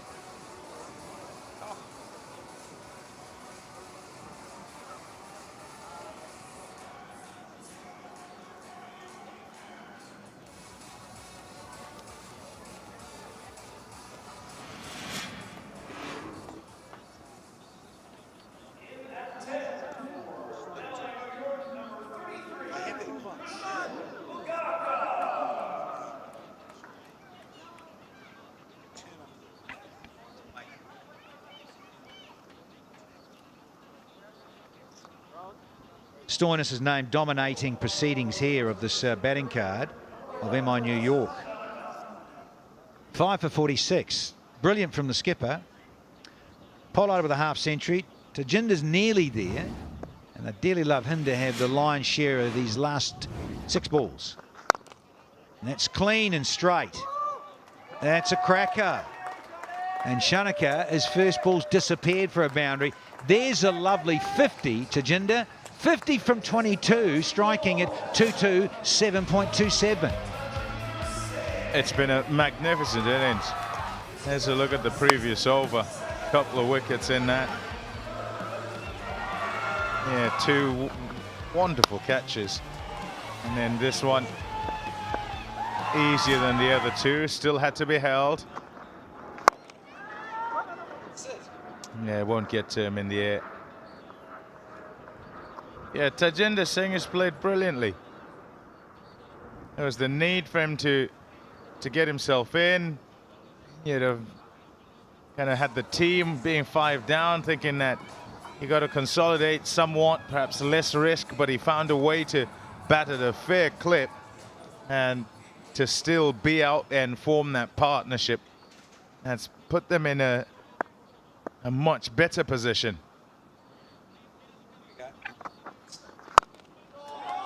And kaboom! He's got all of this. This is tremendous. For New York, that is. And Chadinja, look at this. What's he, 56? And I can hear Miss Keys ripping it up. In the right key as ever. This makes the right sound off the bat. And away it goes. And they would love for 3 more to disappear. And they'll feel that they have recovered somewhat. Yeah, wasn't happy, was he? Because it was there for him, and he also would know that he's not going to get much pace on. But might have doubted himself there as he waited to swing. Now, I can tell you, in terms of cricketers, if you said, look, at 73 for 5, you guys will get past 170, they'd take that every day of the week. That is the biggest side of the ground, folks, and has been moosed over mid-wicket for 6. That is brilliant. No second guessing this time.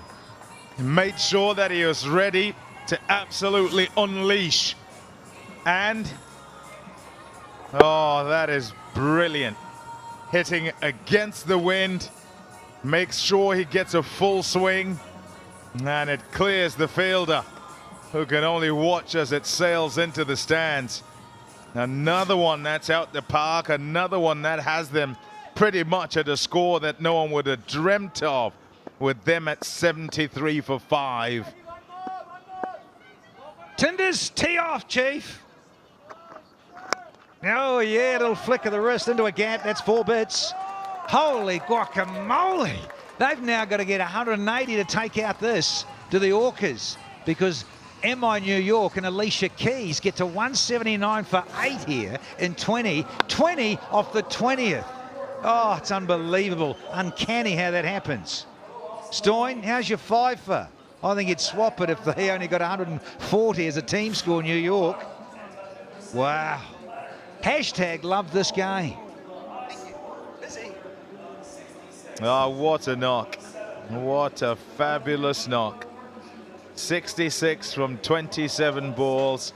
Come in when it's crisis time and manage to get the ship back on course and do even better than that. Whilst he was out there with Kieran Pollard, he even managed to outscore the great man. And he is not out 66 at the end off just 27 balls. A rescue act of note. That's where all his boundaries came from, so they're varied. And you look at where he's hitting the ball, favouring that leg side when he was going for the big hits with the full swing, but able to expertly maneuver the ball into various parts of the field and make it difficult for all the Orcas bowlers. Wow, just wow. Coach Boucher loves it, hence the embrace. I think he's down there with Aman Patel. Here with Tajinder Singh, fresh off his second MLC half century. Talk to me about batting out there. Yeah, like that trust team give me, like I'm just thankful to coaches, the staff members who give me chance. Like after 7 innings, I got the good start, but I didn't capitalize it. But the trust show by the management, that by the coaching staff, I think I do for them. Yeah, you just told me it was so hot out there. Talking about conditions out in the middle. Yeah, like it's hot and the wicket is slow as well. So you need to hit by your power. It takes too much power in this heat. Yeah, I'm thankful to God who gave me this power to play my second, score my second MLC 50. In terms of that final score, how do you feel about it headed into the second? Yeah, I think it's a good total. 180 is a very good total, especially in a day game. So we need to bowl in good areas because one side is bigger and one side is shorter. So we need to plan according to that, and hopefully we will win this game. Tejinder, thank you so much. Get some rest in before the second innings. Thank you, sir. Thank you. Thank you, Tejinder, because that is an outstanding piece of entertainment. Look at it. 66 from 27. Get the man to an oxygen tent quickly. It is so hot here. And Pollard's 54. He was outstanding as well with his 33 deliveries to get to that. And look at that, 9 4s and 6 3s for Tejinder Singh. Quite outrageous, and a wonderful strike rate too. So that could be the difference. That innings, particularly his, could be the difference in this contest. Yeah, especially when it comes, and the momentum of the game at the time, he totally shifted. These bowlers all begun very well and then had to deal with Tejinder Singh and Tyrone Pollard. It's the Bartman with 2 for 18 who's most economical, 12 dots in that as well. Good work by Ali Sheikh and also by Jasdeep Singh, who began things. Stoinis with 5, but he'll feel that he's gone for too many in the end, going at 11.5. Yeah, a little expensive, the captain. So, there you go, the 180, a nice round 180 at exactly 9s to get up and win it, Seattle. Don't go anywhere, we'll see you with the reply.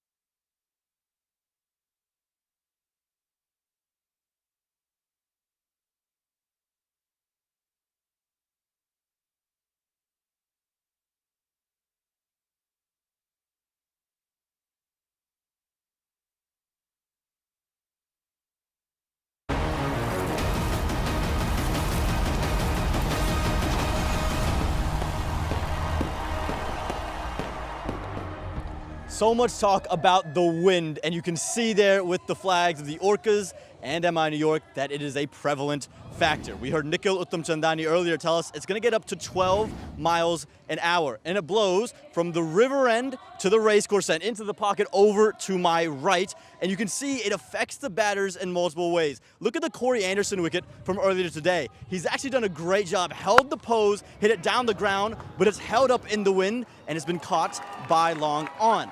But if you flip it around and you bat from the other side of the ground, well, you'll see the ball get picked up into the wind and it just continues to fly. The biggest sixes typically are hit down the ground with the wind. Take a look, Andres House right here. He's picked it up beautifully. It's carried into the wind and it's sailed past, winning him the Power Hitter Award. So as we get to the second innings and the rest of the leg here in Dallas, make sure to look for where the batters are batting from and how they utilize the wind to take on those boundaries.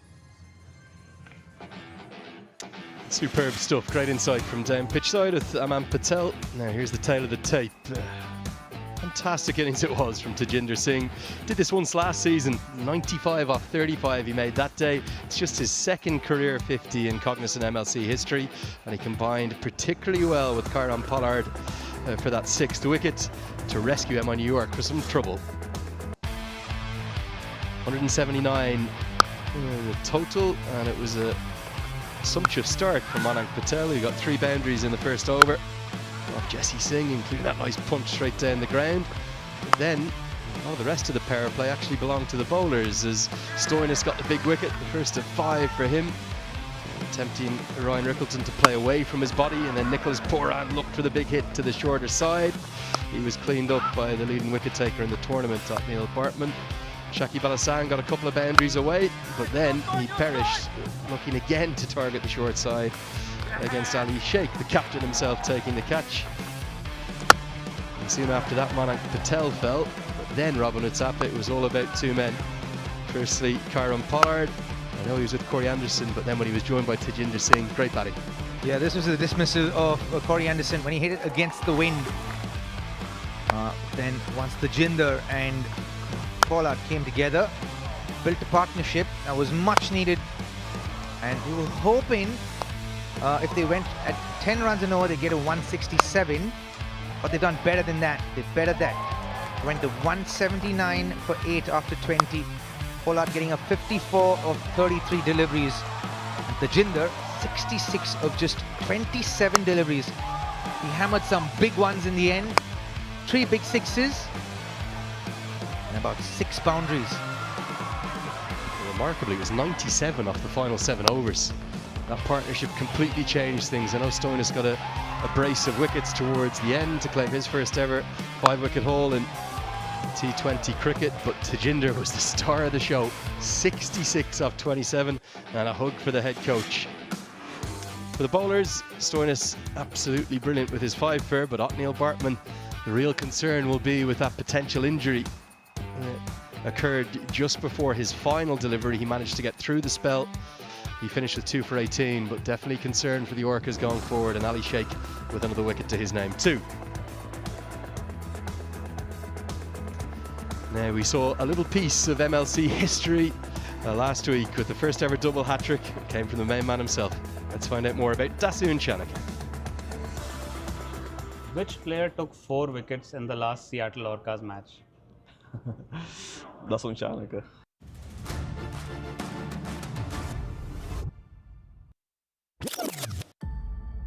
The danger guy, Donovan, so he's the striker. We all know what sort of damage he can do.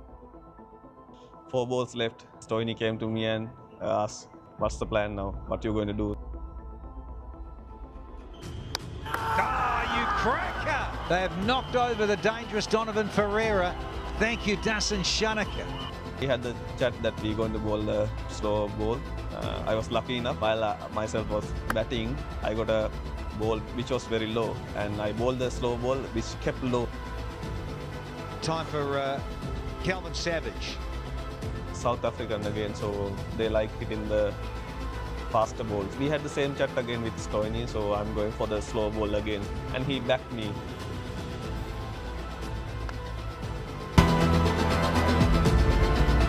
properly, and Hetty got a very good catch. Shanaka, he's on a hat-trick here.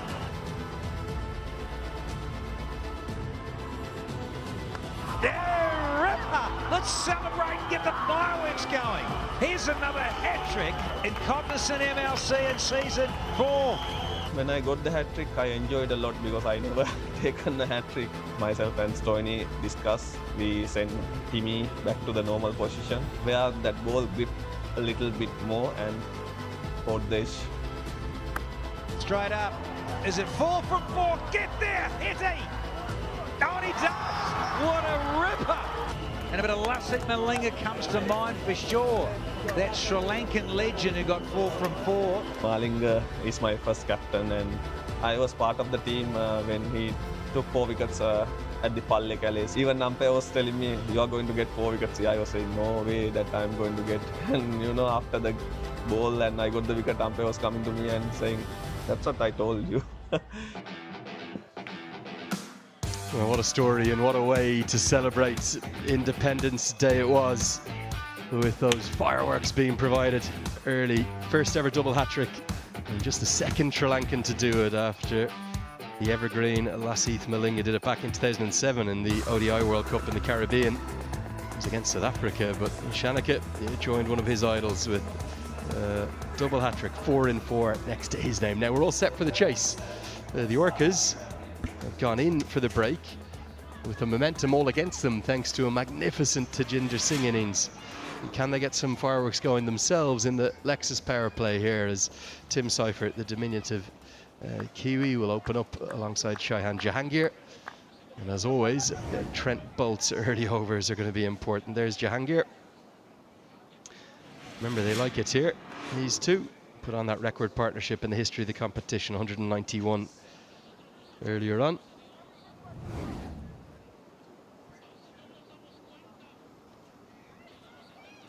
And it will be Trent Bolt to take the new ball from the racecourse end. Fantastic career. Only bowler in the competition's history with 50 wickets or more, and you can see why with his skills. Should have a really good game on our hands here. The first of 2 today on a fantastic Friday. 6 matches left in the group stages in the regular season, all going to take place across this weekend. Can MI New York defend this total? Let's find out. Runs immediately, just helped away by Tim Seifert. Boundary to start with for the Orcas. Yeah, not the usual start from Trent Bolt. Straight in line and paid the price. Easy pickings for the quality of Tim Seifert.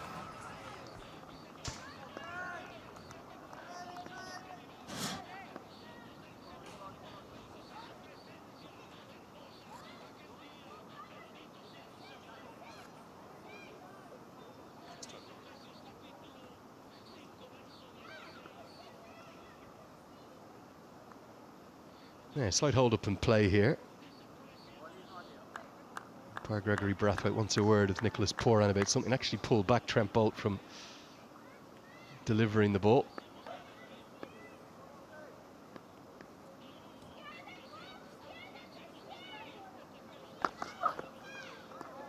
Through to the keeper. Now Ryan Rickleton has the gloves today. The reason there's a change, no QDK, no Quinton de Kock in the starting 11. So Rickleton will keep for the 20 overs. Yeah, no Quinton de Kock, so actually he would don the gloves. Rickleton. Don't see Paul out on the field. Suppose he's just nursing something.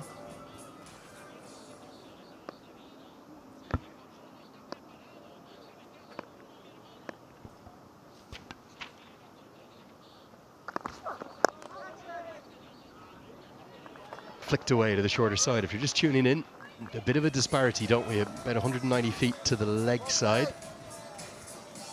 About 55 feet in the difference out to the offside, so big factor. And it will be Nosh Kenjige who's on as a subfielder for Kyron Pollard. We'll keep you posted as to if and when the great man gets on.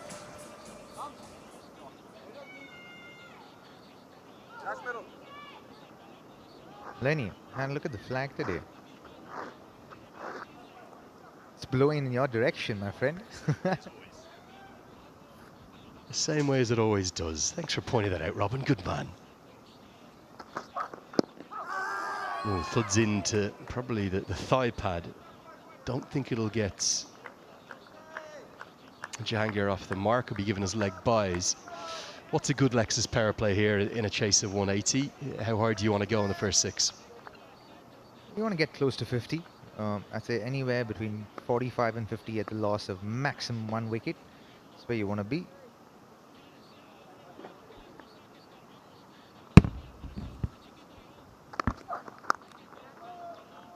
Yeah, nice little all New Zealand battle as well, isn't it? You see the record there between the two. Seifert probably just edging it.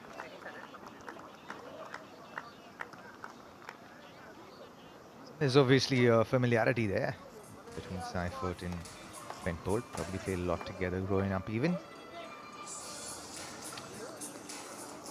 The Orcas used a lot of cutters initially with the new ball, the semi-new ball. It's perhaps something that the New York team can take a leaf out of and apply themselves.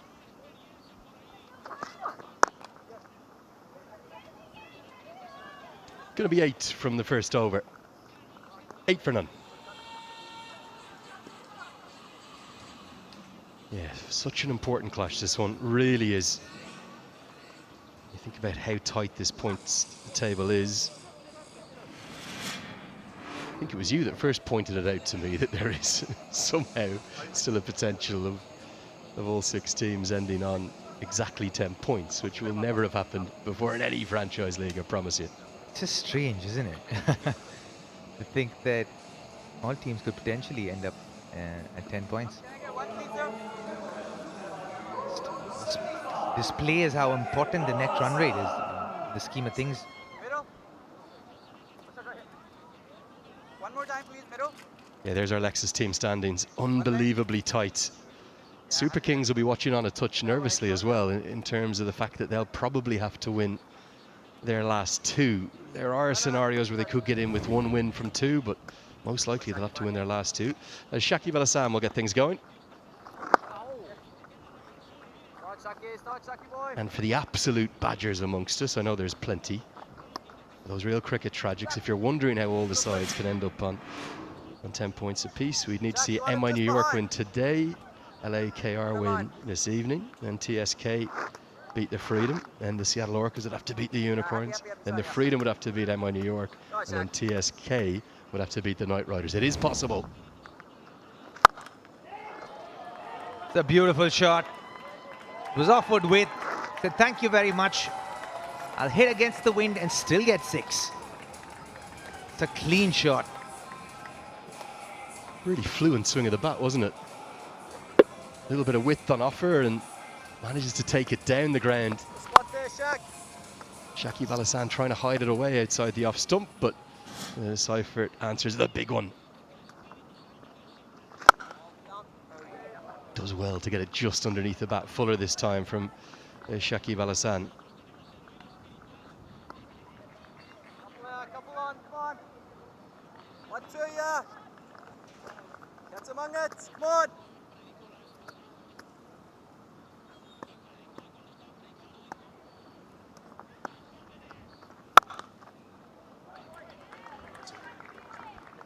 He is bowling slow through the air. Bowling at that pace, you have to be very precise with your lengths. Oh.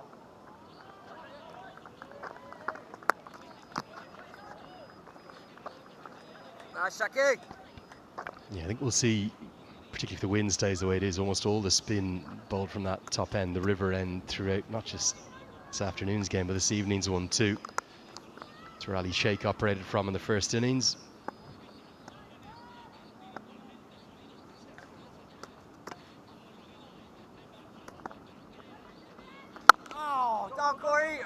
Driven and finds the gap. Another flowing drive, this time from Jahangir. Will make it a good over. 12 come from it. 20 for none.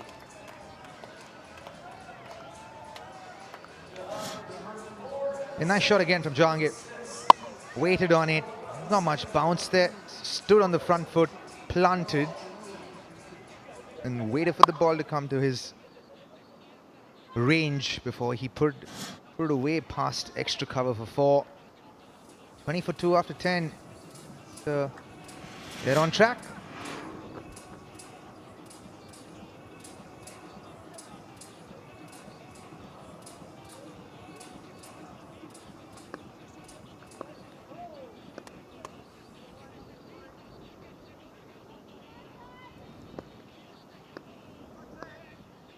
Yeah, fascinating contest we got in our hands here. Looks to me like they might be looking to go a little harder in the power play because of the strength of this opening partnership than maybe we might have thought. And Jahangir joining Seifert in the boundaries here.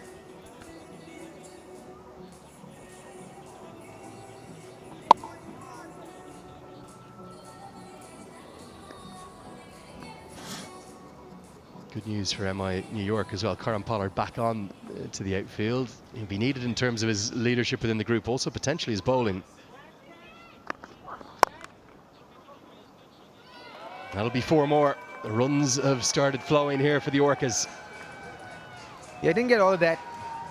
The sound of the bat, you could tell that Karan in the inside half perhaps of the lower half of the bat. Off cutter. Yeah. Bat turned in his hand as well.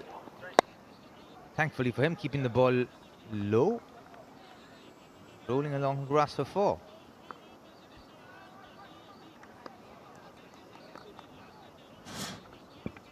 Subtle change of the field. Long on, drops back.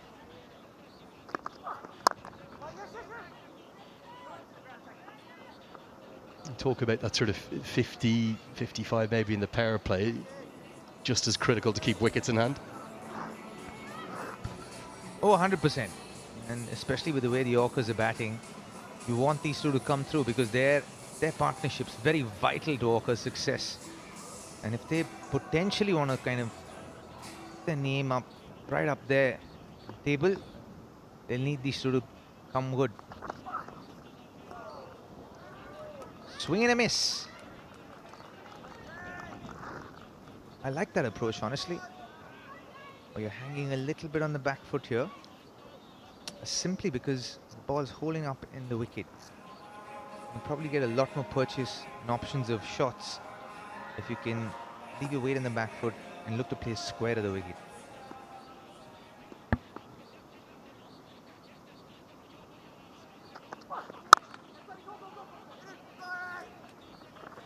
Yeah, these two are critical, they really are.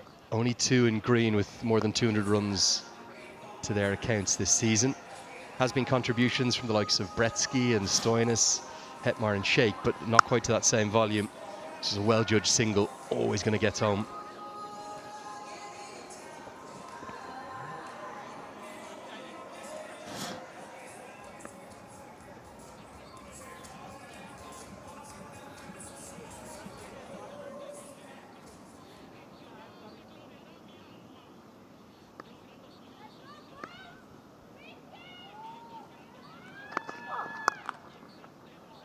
Helped around the corner, but protection out there. So tights over from Bolt, only 7 from it. Orcas, 27 for none.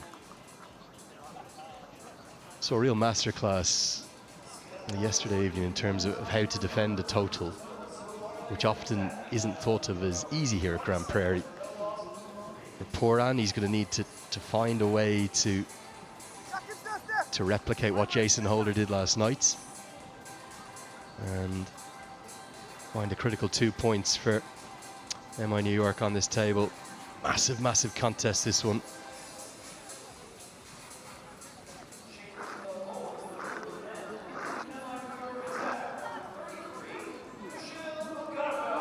Going to be Russia Lagarka.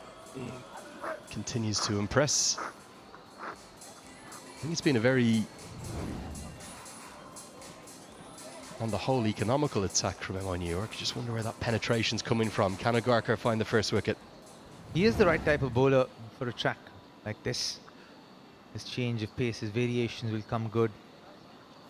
He did try that last evening where the weather was much better, but to no avail.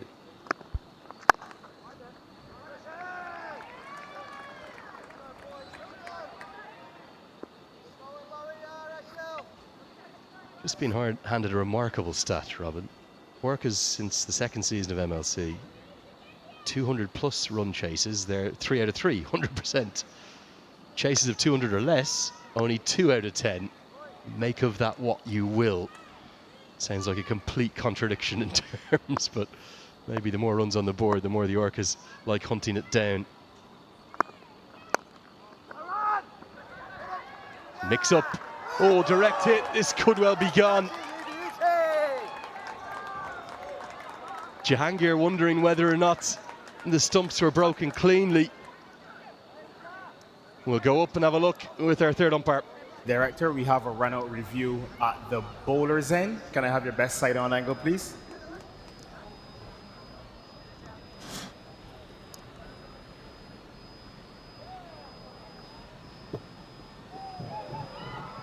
Okay, I'm satisfied and ready to make my decision for the big screen.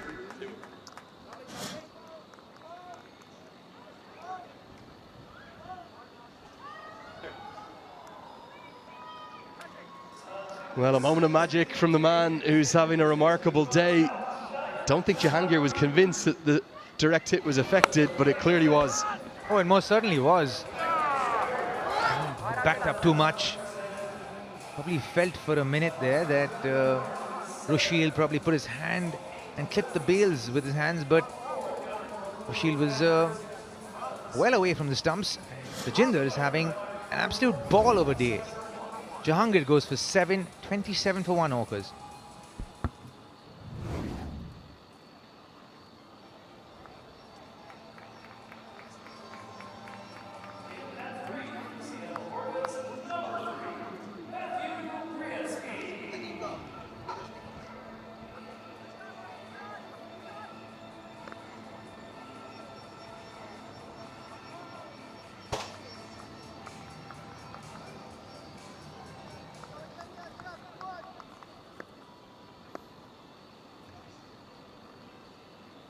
Bretsky to the crease.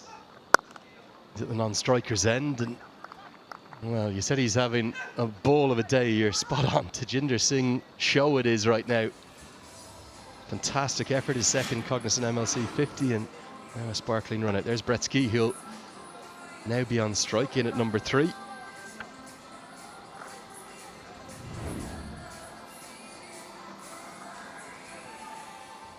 Hot work for all the fielders out there in particular, and the Orcas having gone through an hour and a half in that close to 100-degree heat will now have to get it done with the bats. The opening partnership though broken thanks to a moment of magic.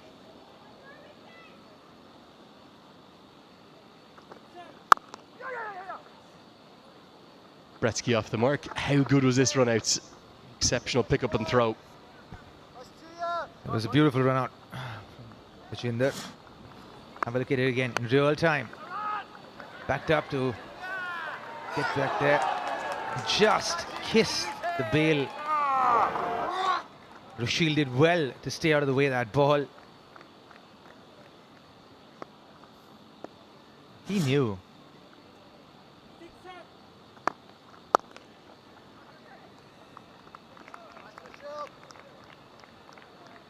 It's actually a great piece of game awareness from young Rushil Agarkar, because often as a bowler, when you're trying to get back, you can think, okay, I've got to take this and relay it onto the stumps. That might not have worked.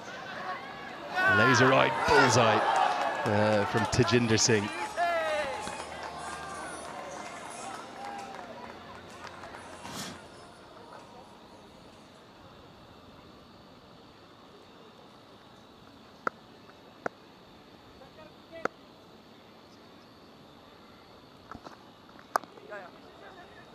Another clever mix-up, change-up, and another direct hit. Bit of interest, particularly from, I think it's Trent Bolt at point. How was that, sir? And after a long think, we will go upstairs. Third umpire, the TV director, we have a run-out review. Can I have your best side-on angle, please?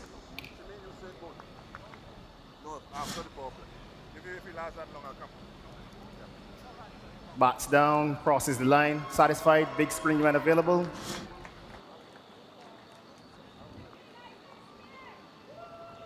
safely home, not out the decision. It's 31 for 1.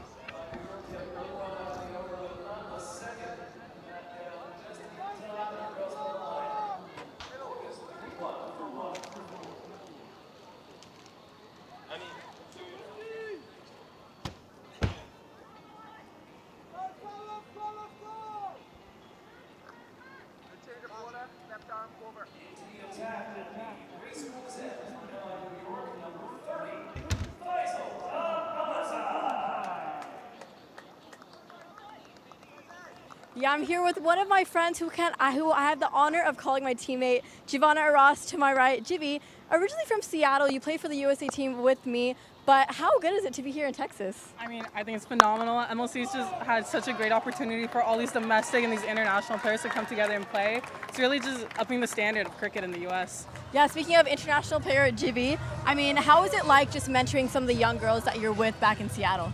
I mean, I think it's an honor, just being one of the older ones, representing the U.S. and then being able to come back to Seattle and support the girls and teach them what I've been learning through tour. I think it's just incredible, and I'm so excited for the next generation of girls to come up. I know you've also played with me. We had a tournament not long ago, and you saw all these girls, they're developing, and it's just been amazing. Absolutely, and yes, we have played in multiple venues around the world, but this stadium right here, Jivy, I mean, it's one of my favorites. I don't know if I can say that for you.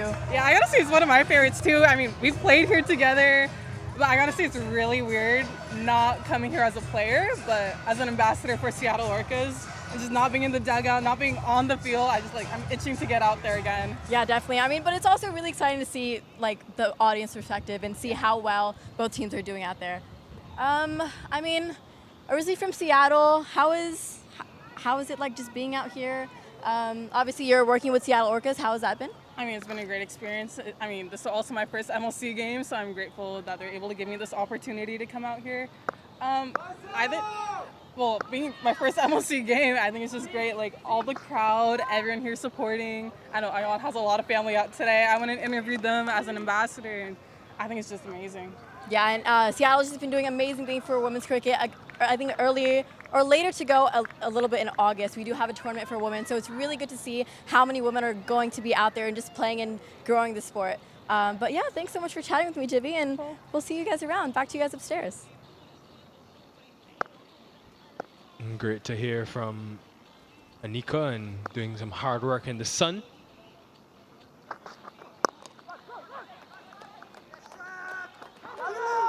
Ten runs ahead of where MI New York were at a similar stage.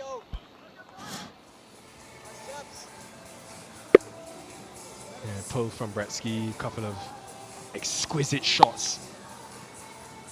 And that area there, Danny Morrison alongside the offside is where he's been strong and vulnerable this season. Yeah, well, both these players are very good through that offside. And Bretsky, he's had a couple of chop-ons.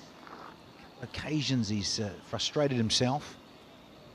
He's dragged it back on because he's a wonderful hand-eye player. And Seifert too at the other end. Both these gentlemen, good hand speed through the ball.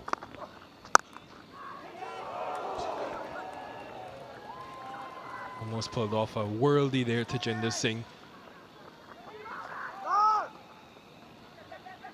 Have been something spectacular that he held on. Energy is high though, body language good from MI New York. Big moment this. Can't call this a chance, Danny. No, it was on the fingertips. Yeah, it was always just going away from Tajinder. Would have been great though, wouldn't it? Just been a bit close. Imagine it stuck right in the middle of the mitt to go with his innings. Tajinder Singh to pull that off. There's long on and a straight deep mid wicket in the Lexus power play. That was quick. Wide Yorker to end 42 for 1.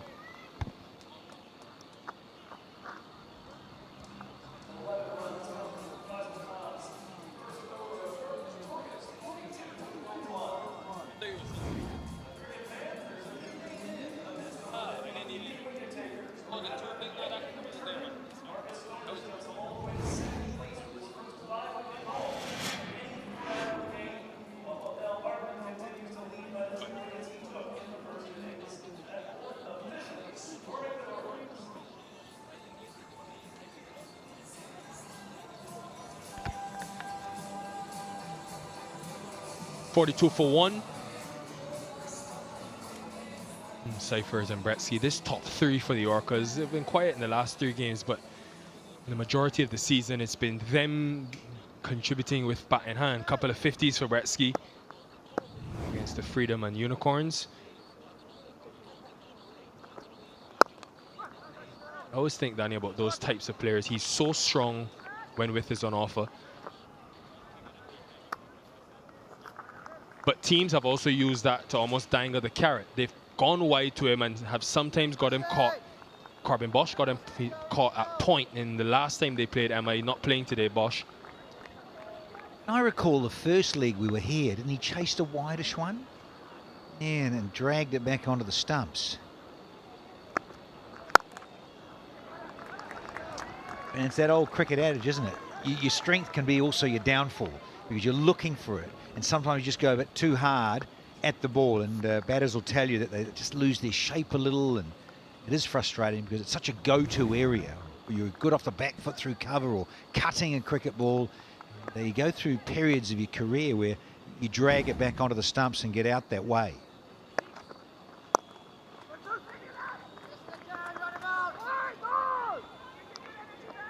It's amazing how, Danny, how a season can ebb and flow. When Bretsky first arrived at Cognizant MLC with a bang, 66, then followed up with 51 a few matches later, but in the last 3 games, just 6 runs. And remember against TSK, he got a ball that really rose off a length in LA. Unlucky. Just changes so quickly. Yeah, and then if you get 2 or 3 of those on the bounce, your confidence just wanes a little bit. Bottom edge just onto his thigh, and did it carry? Of course, Rickleton is keeping. Oh, Rickers. Little edge there, your bottom edge, and oh, not far away. I mean, a freakish way to get out. Wouldn't it be annoying as a batter to get out like that?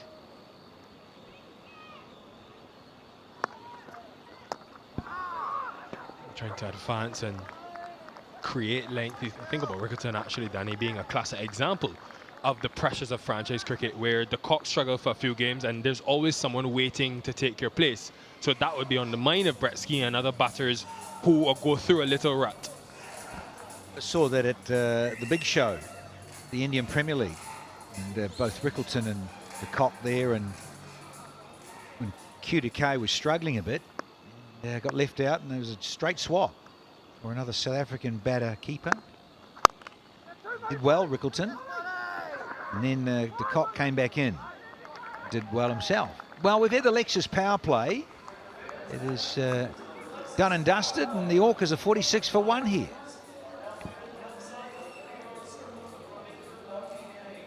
Seifert and Finn Allen this year in the IPL for Knight Riders, of course. Similar thing, like for like. Alternating throughout the season. So yeah, one of the many nuances of the franchise game, and something for players to navigate.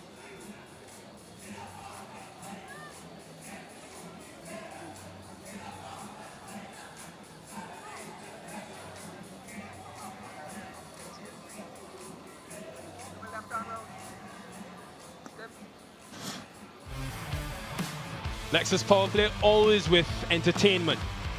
Not been the easiest for the batters, but Seifert is there and set. Once again, it just underlines your top 3 have to lay the platform. There's the run out. You get Bretsky and Seifert together. Very similar players. Similar build, height, you name it. Stocky fellows that can bosh it big.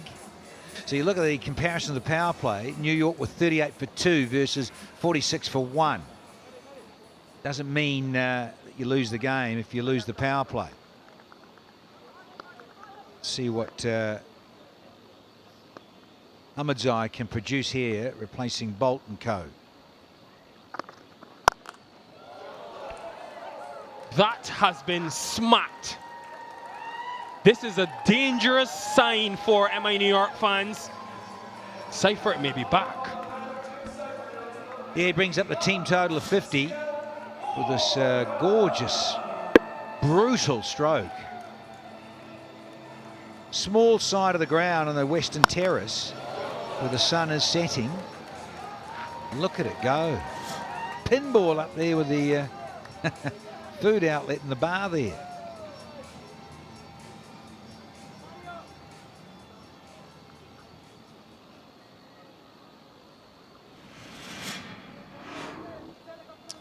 VTEC's leading run scores.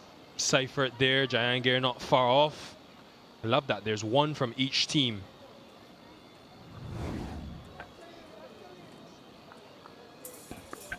TSK the only one missing out.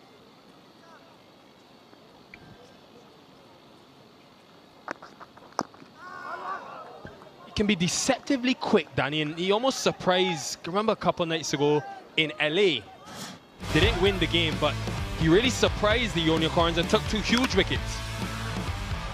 Yeah, another chop on. This time Pretorius. Really smart catch there from Pollard. Salute to the heavens. Yeah, certainly, let's be real. The pitch suited the quicker men there in LA, new surface and everything, so it was a little up and down, tougher for the batters. This is not the quickest pitch going around, this one, particularly today here at Grand Prairie, but usually the batters dine out and have a say here and dominate here in Dallas.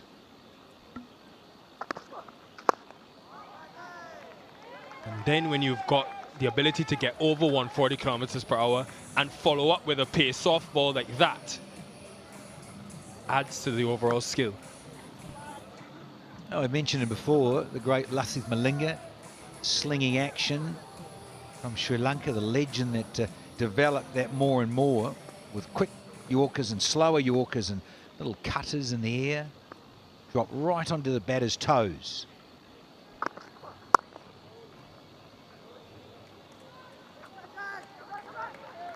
Get 2 after the fumble. We haven't seen a lot of local batting. Tejinder Singh was brilliant today. But one thing we've seen this year, Danny, teams have scouted and gotten or strengthened their local fast bowling depth. Ahmadzai playing as a local, of course, moving from Afghanistan. There's Ghulam Mudassar from the Unicorns, and probably my favorite, Amshi De Silva. Yeah, I concur. De Silva's my favourite too in terms of a local development in this part of the world. Changes of pace here. Ahmadzai, I like this too, and it's all about the learning curve, and it can be a very steep one. You can start off with the Hisner Orcas sight unseen, and then people will look at you, work you out, have a look. Cross seam, and then other seam deliveries, seam up, breaking the wrists.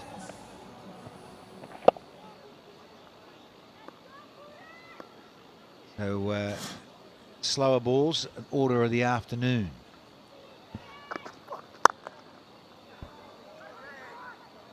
$55 for 1.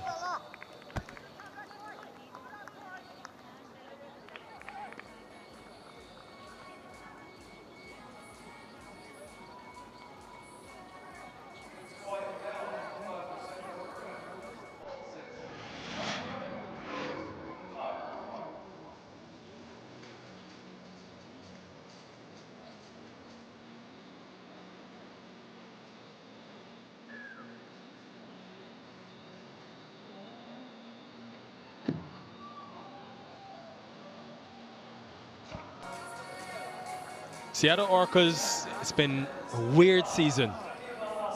They've won every other game in 2026, have not won 2 straight. And they won the last one, Danny, so what does that mean? Maybe a loss is on the way. We'll see. Maybe the trend will be broken. But Shakib will come back into the attack outside of the Lexus power play. Yeah, with all his experience, this is the right move. Try and close down angles. Wily character, now based in the UK, of course. Shakib Al Hassan is up there in New York region, hence playing for MI New York. Oh, yeah, baby. Very good user of the crease, Shakib. Just subtly, sometimes a bit wider on the crease, sometimes a bit closer in stump to stump. There is his usual mid-crease. And ones that just, the ball just seems to die on you. As a batter, it's sort of like the air all taken out of it. It just doesn't arrive and it keeps a bit lower. Often hits the stumps, leg before wicket, all of those sort of dismissals. Coming up, boys. So good to see him reuniting with Kyron Pollard as captain, Danny. I remember about 10 years ago in the Caribbean, he came under Pollard's captaincy, and what did he take, 4 for 4 in a game with a short leg in? I think you commentated that. I was in primary school. Not saying you're senior or anything. Listen, old as gold. Bang, bang, yeah. Keep saying. And what's young? With tongue. Cheeky, aren't you? See, young with tongue, lippy. Ball. In control here at the moment, the Orcas. No need to think they've got to rush these things because they're asking still just under 10s. We know that, yeah, it can be a bit trickier to bat later when the ball gets a little bit older, but still in control. 122 from 74. Sun is out, get those sunnies on.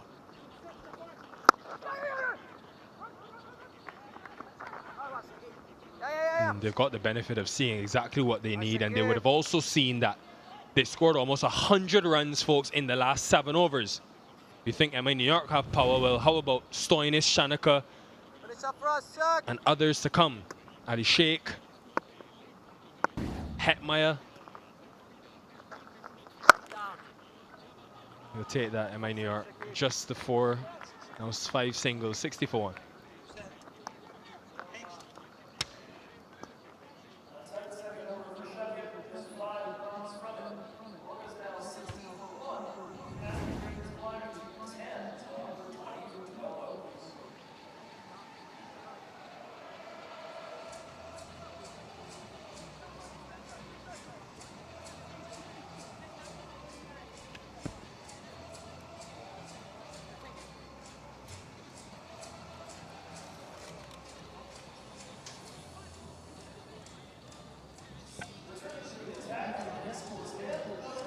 Batting to come for the Seattle Orcas. They've got a good partnership after that early wicket of Cheyenne Jahangir. And even if it looks slow now, what we've seen consistently at Grand Prairie, especially today, is that there are runs in the end. So much work being done by these men, the groundsmen, to get these wickets into shape for this incredible leg of games. 3 double headers in a row. And yeah, absolutely, they're loving it, these teams, and appreciate the work these men do. Been here since 7:30 in the morning. They were telling me while I was out there, and that baking heat, that's not something I envy doing.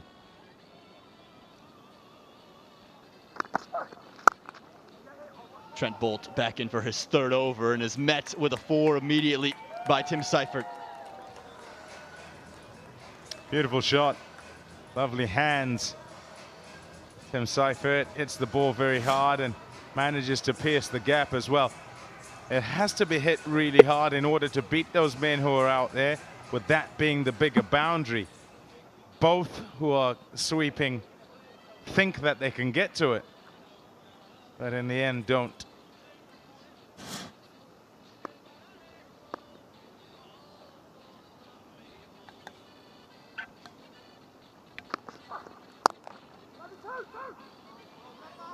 Seen this a couple times for New York, where they've struggled with time. Yesterday had that fielding restriction rather towards that final over, and again they're being warned about these penalties happening 2 times already. They've been warned.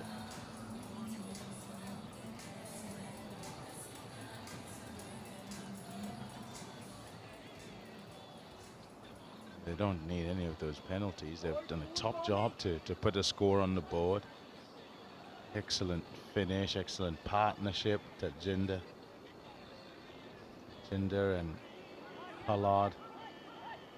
Don't want to undo that work by not being in time with your overs.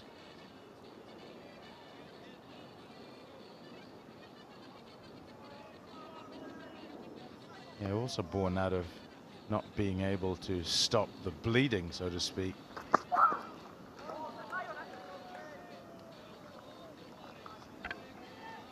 That's why Trent Bolt will be back at the moment as well. Typically, you would think his last two would have been saved for the death, but here in the 9th, he's already into his 3rd.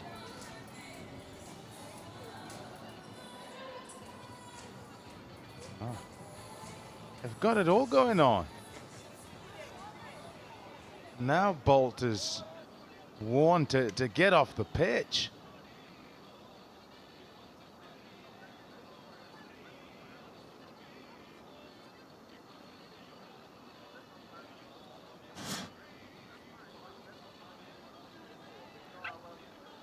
Yep, he's right in there. He's right in there.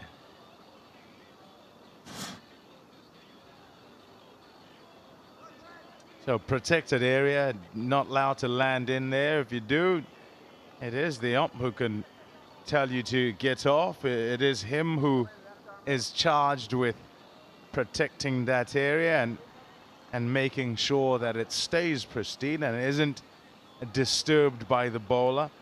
This is for fairness sake, because if he could let you just go on there, you do, you rough it up, then spinner can come on and bowl, and because of the rough area, then be able to get some more purchase and turn.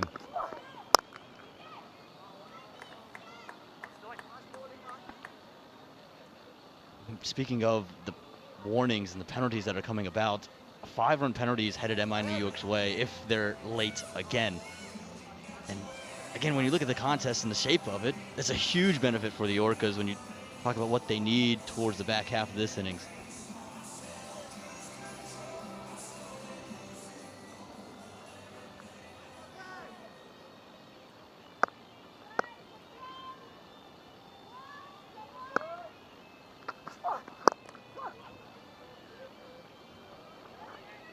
It's good comeback from Trent Bolt after that initial boundary. Picked up the dot ball, just a couple of singles plus the double. But it does feel that New York are trying to slow things down to try to prod a wicket and force the hand of the Orcas now. I also wonder how much of it is, just thinking about it then when you bring it up, how much of it is a gamesmanship of sorts, just to get you off kilter, take you off the ball, and then something happens. Lose your wicket. Given wide. Not sure Trent Bolt was too pleased with that decision. Hasn't really been the over Bolt nor MI New York have been after.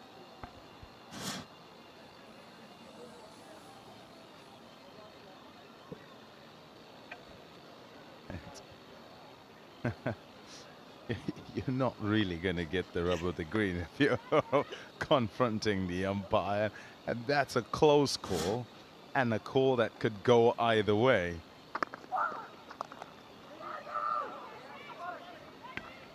Will it get out of the over? 9 runs from over number 9. It's 69 for 1. Yeah, big question is, will they be in time for the next over?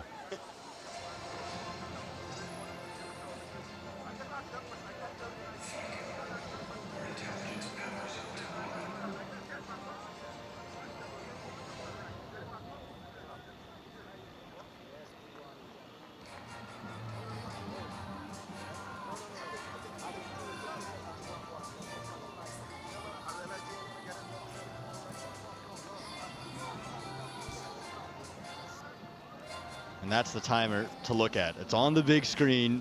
Everyone can see it inside the stadium. And New York have failed to get inside that timer a couple of times previous. They should be okay with Shakib Al Hassan into the attack.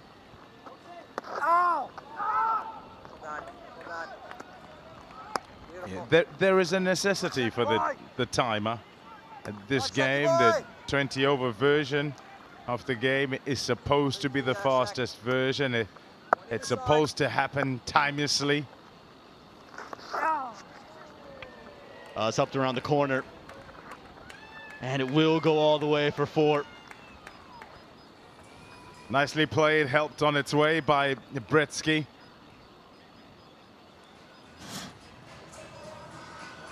Shakib down the leg side this time, trying to follow him because he's trying to make room to go offside. It goes a little bit too far. Yeah, no chances catching that. This time over the offside, and he's played it to perfection. A bounce over the rope and a second 4 in consecutive deliveries. Yeah, outstanding batting. So goes again. And this time, the reaction of Shakib is to slow the ball down. But despite that, Britsky can adjust and play what is a perfect in to out lofted drive.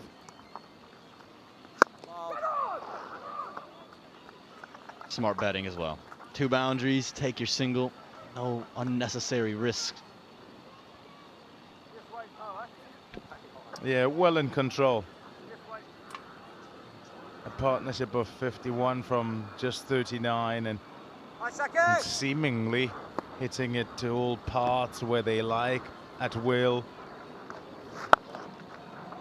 A bit of innovation, this time from Seifert. Will find the fielder in the deep, but runs are flowing now for the Orcas. Yeah, and I've been just about each time as they've gone along in this partnership, things have been good. And I think that's why I was referring to the gamesmanship, because they've identified it as the danger partnership. 11 runs come off over number 10. It's 80 for 1 as we head for a drink.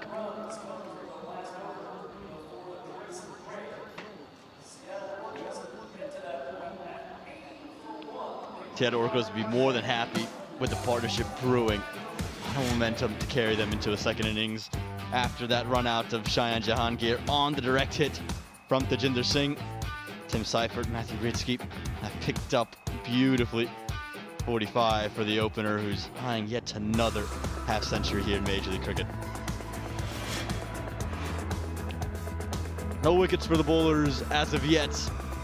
Rushil Agarkar has been quiet in his 2 overs, just given up the 8 runs, but other than him, it's been expensive across the board. New York need to add a 1 to any one of these bowlers' tallies in that wicket column to get back in the contest.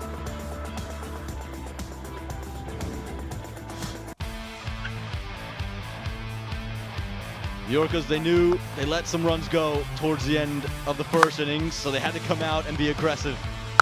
Seifert was alongside Cheyenne Jahangir. Can get all over the place to all the seamers, but this was the moment. Little inside edge and direct hit. Clearly gone was Jahangir, but Seifert didn't show any signs of slowing down. Beautiful shots, showing the destruction as well as the placement. And then Matthew Britsky said, yep, I can do the same thing. Ins, outs, and the Orcas are back. Heard from Nikhil Chandani that the Orcas haven't won back-to-back games this season, something they're trying to change in this Dallas leg.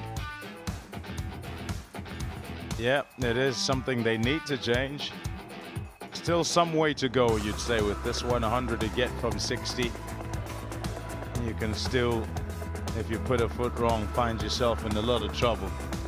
Still have to wade your way as you go. And this partnership is one that needs to be even more profitable. What it's done is it's just put them on course. It then requires the belief of MI New York in terms of shifting the game back in their own direction. And lots of water yet to go under the bridge.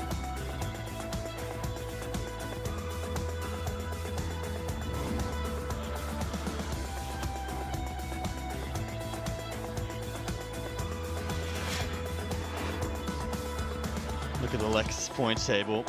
The Orcas and MI New York are trying to become the second team to 10 points. There's a case scenario where everyone gets to 10. MI New York would need to find victory to keep that dream alive.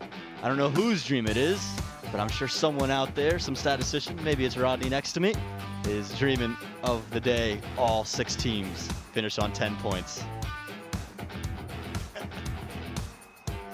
I know someone who had a dream.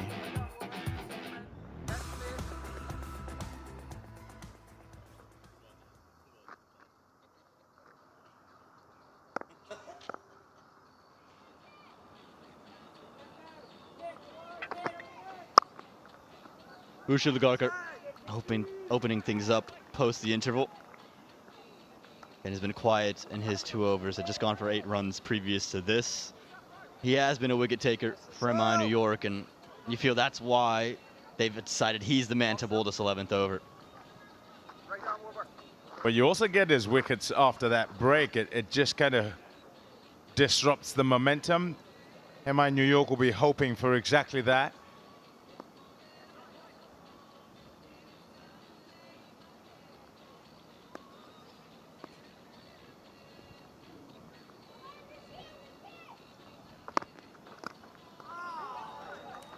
Well bowled from Lagarkar.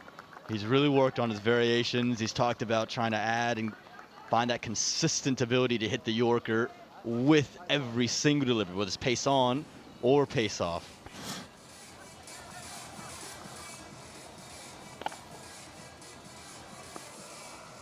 Using big side. Inside of that blue line. And that time on the wrong side of it, so we'll have to bowl that again.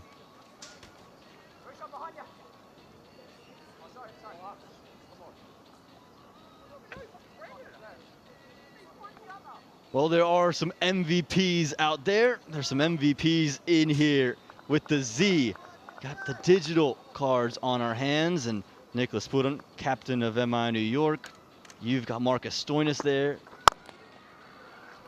As that one's thumped from Tim Seifert. Nicely done on the rope from big Romario Shepherd to keep it to just 2. Scan that QR code. You can get yourself a Romario Shepherd card as well. Scan the QR code, head to mvpswithaz.io.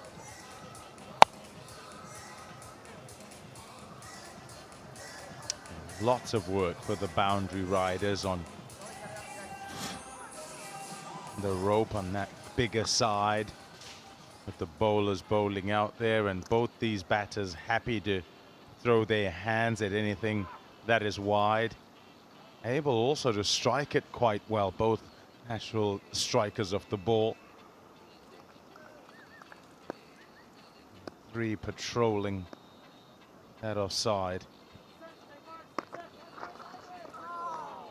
Gonna have to re-bowl that.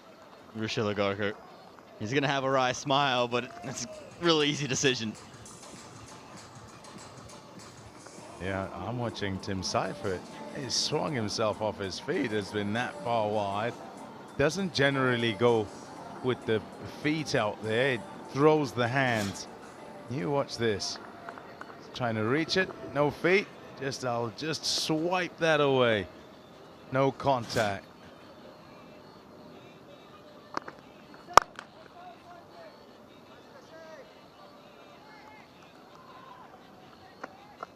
We've seen some incredible athleticism on display here in Cognizant MLC. Riley Rousseau low and in front. Steve Smith, Spider-Man-esque, out to his right. Rushi Lagarkar goes Odell Beckham Jr. right from New York. And then this man, ageless. How many times can Faf du Plessis do it? And then even on the return, Ian Holland gets in on the act as well. Well played, really crafty. He'll pick up a couple of runs. Nice work on the rope to keep it to just the 2.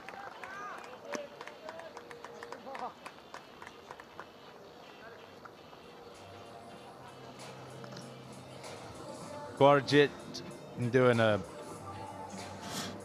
top job. Don't give it up. Keep going. Let's hope he's done it. Yep, he has. It's good hustle, that, because he had to make sure that he put the skates on and get there, and every little bit saved, every run saved just helps in terms of preserving that score that they have.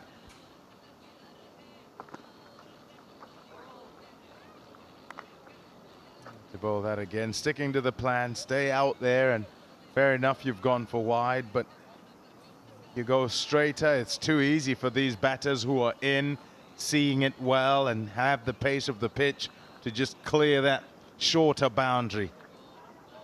So yes, it might seem, oh, you bowled a long over, but doing the right thing, trying to stick to that blue line wide. And we'll get out of the over. Rushil Agarkar. Single to make it a 10-run over from the 11th. It's 90 for 1. You mentioned that shorter side, Pommy. There's also the wind factor pushing into that pocket. So we're seeing the spinners operate from the opposite end of the ground as well, just to try to neutralize the effect of the wind. Cricket's really become that matchup game, very analytical, almost what baseball went through in the early 2010s, and really found its way into cricket in the modern day and age.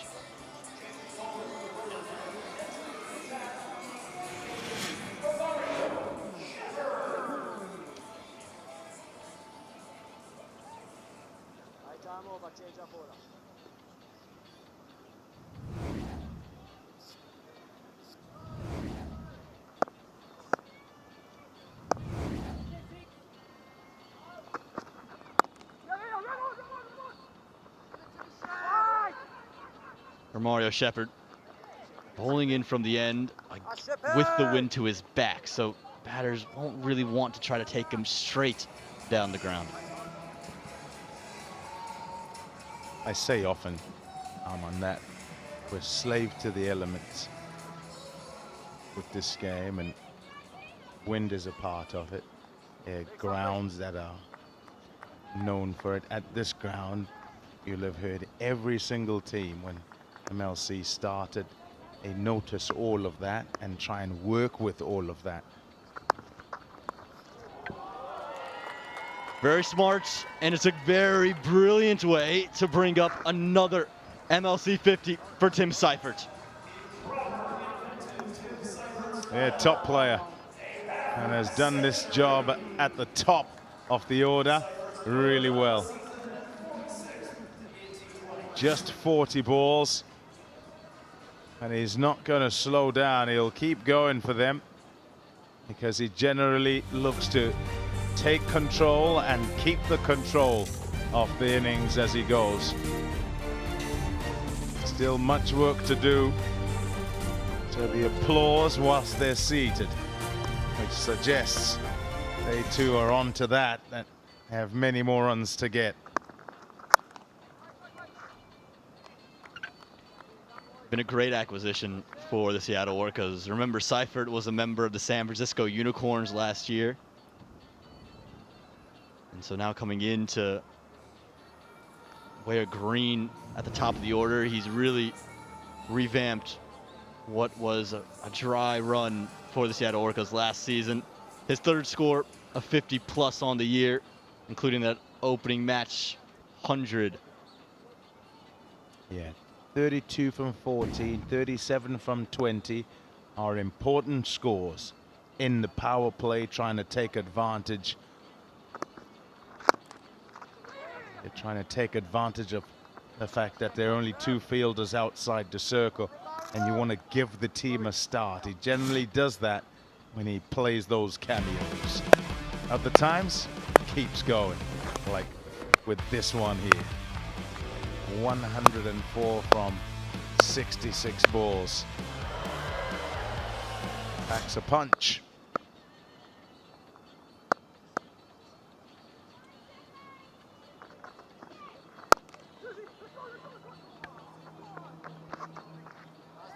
You see Romario Shepard, it's been pace off the entirety of the over.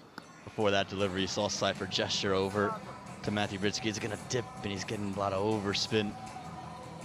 And he's been really crucial with the ball here. Romario Shepard has almost quadrupled his number of maidens in his career in this season.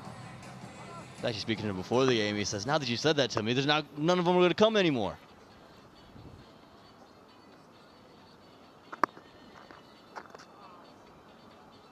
You jinxed him. Yeah. Anything to relinquish the control. Here's a look at the half century of himself there.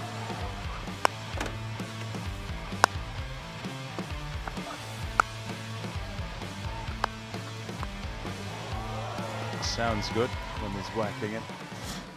is good.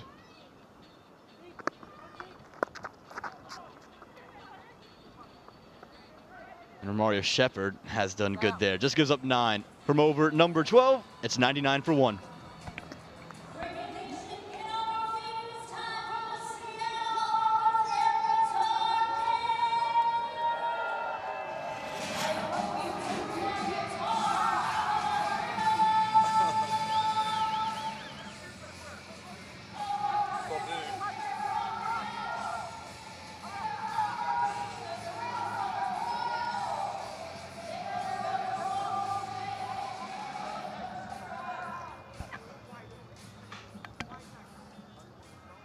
Quiet little 81 from 48. So that asking is yeah, just a little over 10s. Nothing outrageous in the modern era of T20 when 2 players are set in particular. Little half century so far to Seifert, and then Bretsky. He's going quite nicely, 32 from 21. And we're going to have more of Ahmadzai. His left arm over. See what he can produce. They certainly need a wicket or 2 very quickly here, to those in blue. And that is clean and straight and been fatted downtown for half a dozen. 100 up now for the Orcas. Yeah, he smashed that. Leg cutter wide. Give him enough room to free his arms. Yeah, you can't bowl at that to Seifert. He will eat you up for breakfast, lunch and dinner. Well said, Roberto. He will. He's so good there. It's like a baseball type of stroke. Horizontal but straight. Now, camera guys have got to be on their toes, not only with the heat, but missiles off the bats of the players here at Grand Prairie. It's a frying Friday. It's so warm. And you name it, it's out of here. Oh, be on your toes, cameraman. They're coming thick and fast. How about that for a shot? It's pitched up. Just hit through the line. He's set now, and he's dangerous. Cross seam probably hit the shiny side, so that's why he was able to hit through the line so easily. It came on in the bat beautifully. Gone bang, bang. All the ones are up. 1-1-1 for 1. So he's come around. He's stopped the run of 6s anyway. There's Ahmadzai.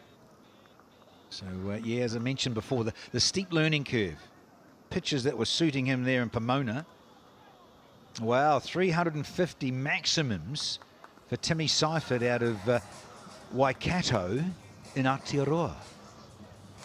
You little beauty down under there in New Zealand. Yeah. Good old New Zealand.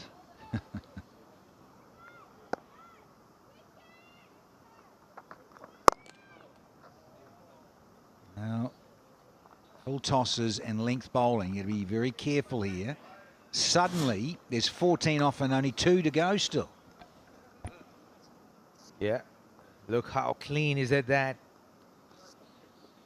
Holding the pose after that shot. That would have felt really good as a batter.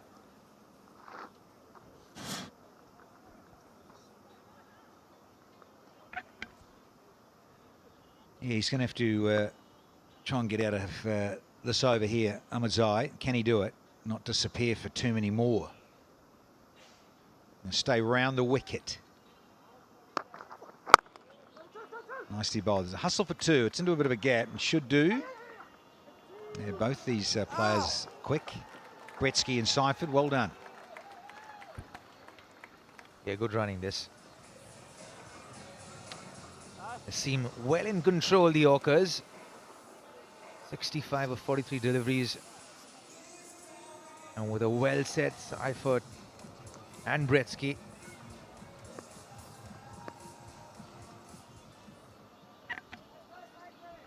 One more ball.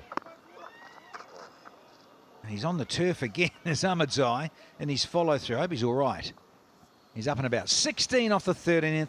1-1-5 for 1.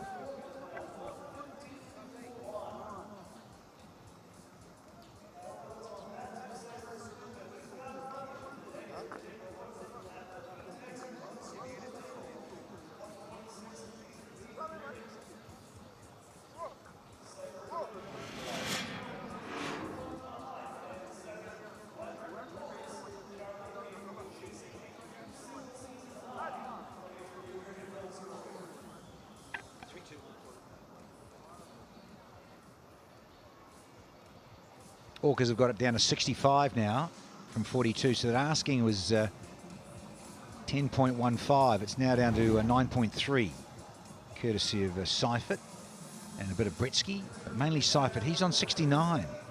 4 4s and 4 6s. Loving it. Well, they need wickets, and no one's got any. There's just the solitary one. It was a run out. Jahinga. Now we're going to have Bretsky up against Shakib. He says, I've had enough of this. I'm going to put my dancing shoes on and get down the track and go the whole way. How well has he hit this ball, Bretsky? Have a look at it. Stepped out, and just watch his head when he plays this shot. Keep watching his head. Leave the head right there. Beautiful. Didn't even look at the ball, because that's how well he hit it. Want to talk about stand and deliver? There you go. The confidence in that.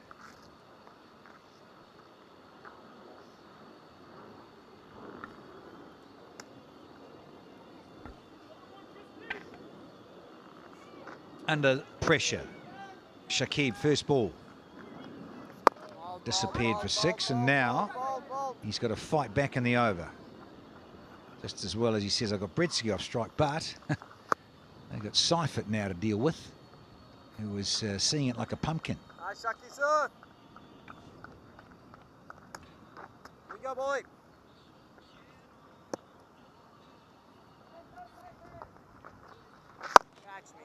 He frees the arms as well and joins the party of Bretsky's. 6 more. He does bowl slow through the air, does Shakib. But he's been off the mark here. Both deliveries. Again, low trajectory, but slow through the air. But held his positions really well, did Seifert.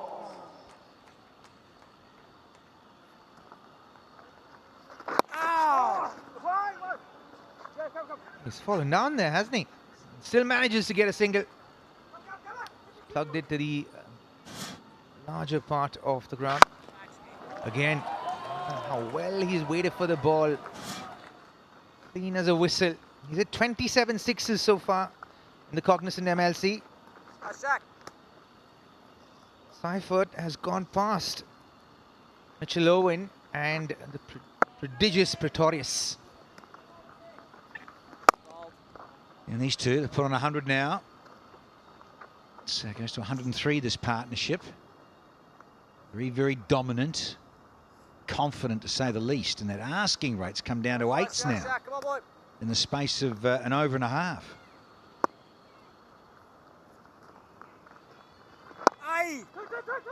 You're thinking 2, but no. Bretsky says, look, I'm happy if you're happy. And he is. 16 off the 14th, and the Orcas are 131 for 1.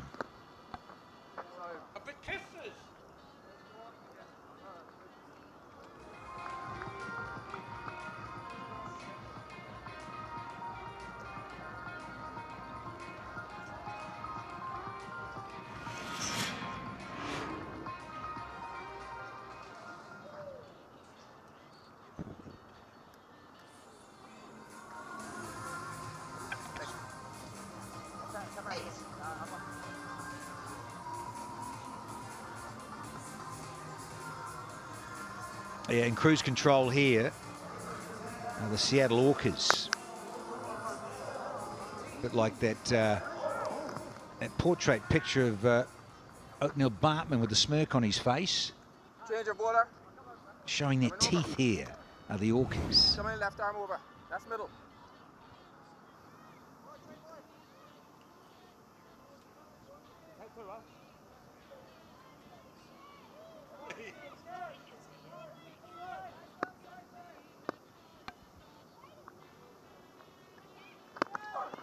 Bolts back into the attack. And up against his countryman, Tim Seifert. And they'll cruise for 2 more. Yeah, he's dominating here. 79 of 52 deliveries.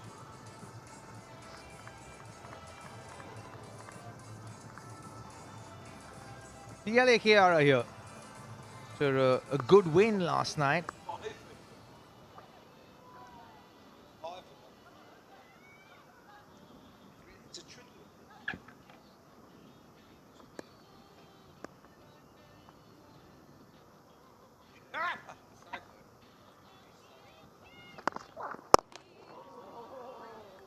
He's missed his Yorker there, Bolt, and he'll be having a chat.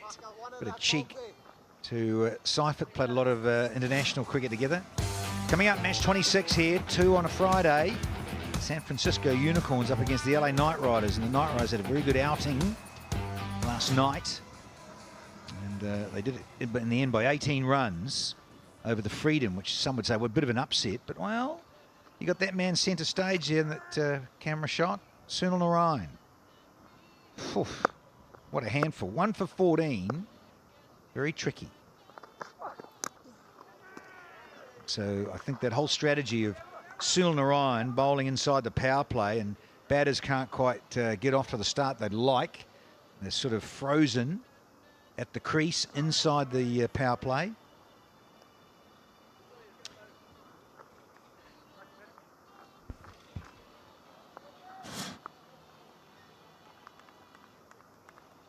Little cross seamer. Yeah, right on that blue line. Brilliantly bowled here and executed by Trent Bolt. That's what he's looking for. Wide line Yorkers with that big offside to the eastern terrace. Well bowled. Super slow, never arrived. And another dot. Seifert has hit beautifully down the ground. Let's try to go as straight as possible. The best part of the ground to go, especially when the ball's holding in the wicket a little bit. Had some 4 sixes today. Just in the V. Yeah, very good exponent of bashing it back over the bowler's head for 6. Gretzky, no slouch either when it comes to playing these horizontal strokes into the onside. So he's into the 80s now, Seifert.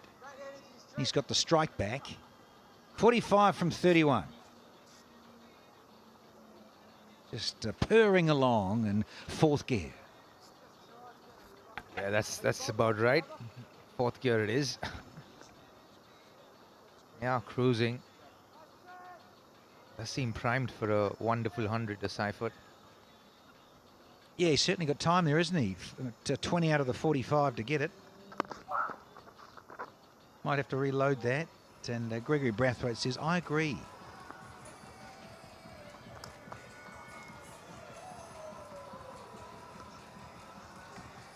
Yeah, a bit of a difference, isn't it? They were Nelson, New York.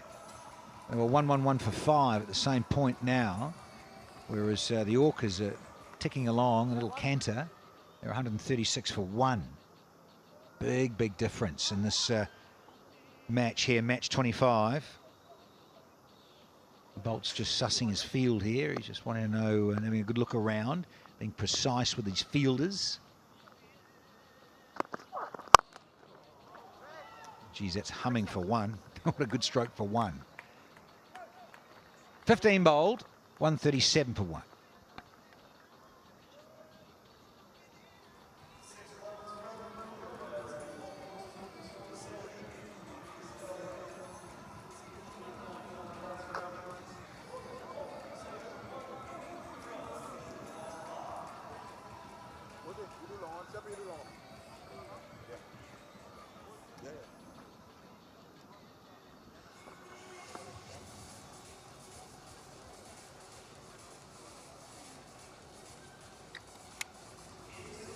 Here with Adam Voges, head coach of the Seattle Orcas. Thank you so much for joining us, Coach. 43 from 30 required from your boys. What have you seen from them so far this innings? They've been a great partnership. Matty Bretsky's joined Tim Seifert, and I thought they've batted it beautifully. They've navigated this chase. They've picked their targets at the right time, and hopefully they can see us home. Obviously, it's your first year as the head coach of the side. What have you tried to do with the side this year? Yeah, I think we've just tried to build an environment that people enjoy being a part of, enjoy being a Seattle Orca, and yeah, we've put a great group of people together, a great group of staff, and it's been good fun. In terms of the domestic talent you have, what has surprised you, what has stood out? No, I think I don't think anything surprised us. We were really confident with our local guys. Jesse Singh's obviously had a terrific tournament. Cheyenne at the top of the order has been great as well. So yeah, we've had some great contributions from our locals as well. Yeah, and contributions from Tim Seifert out there, another boundary for him. In terms of the tournament in and of itself, the table's so stacked together. How has that conversation been like headed to this leg? Yeah, it's been great. I think it's terrific that the table is as close as it is, and everyone can beat everyone on their day. And yeah, we've just made sure that we know our best cricket will be ultra competitive, and we've just got to bring that each time. Yeah, there's so much talk about the conditions, how hot it is, nearly 100 degrees Fahrenheit. How have you guys prepared the boys to kind of deal with that? Some of us from Perth, we're used to this, but no, the guys have been great. They're professional in the way they prepare, and they were ready for today. And yeah, like I said, hopefully we can get the job done. Yeah, one more game this weekend. What's the message to the boys on a busy schedule to keep them upright? Yeah, look, we'll finish this game first, and hopefully we're on the right end of the result. But yeah, look, we've had a pretty stable group for the majority of this tournament. We might see some new faces over the next little bit, but yeah, hopefully we can get this job done first. Yeah, your vice captain Harmeet Singh, he dealt with that or that hamstring injury rather, still trying to rehab it. What is the plan kind of through the tournament, whether you get him, not him? How do you kind of deal with that loss? Look, I'll leave that to our medical guys. If Harmeet's a chance to see any part of this tournament, I'm not sure. He's, like you say, started his rehab, and we hope to see him back sooner rather than later. But yeah, look, we feel like if he can't get back, we've got some great cover in a few of our local boys. But yeah, we'll see how he goes. Coach, thank you so much, and good luck the rest of the way. Thank you. Cheers. Adam Voges, yeah, head coach of the Orcas. He's pretty pleased about things. It's Pollard. His bag of tricks.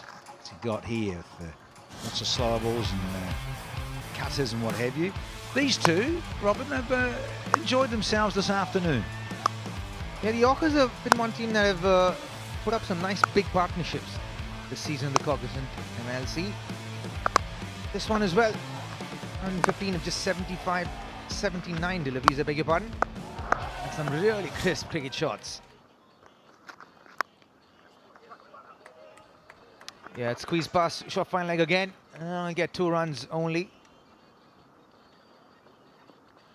They've done well in this heat. Dano. Yeah, in this heat, they've done really well for themselves. Run really well, hustle between the wickets. Stayed ahead of the required run rate at all points. Yeah, consummate pros, these two. Lots of chat, it's a good calling, clear, concise, and pretty much risk-free cricket. No, not now. Kissed him to death. Bretsky, you're out of here. Trying to get a bit too cute, and he's paid it. And there's a bit of fun here for Pollard, with a bit of celebrations. Exposed all 3, and he's off to the dressing.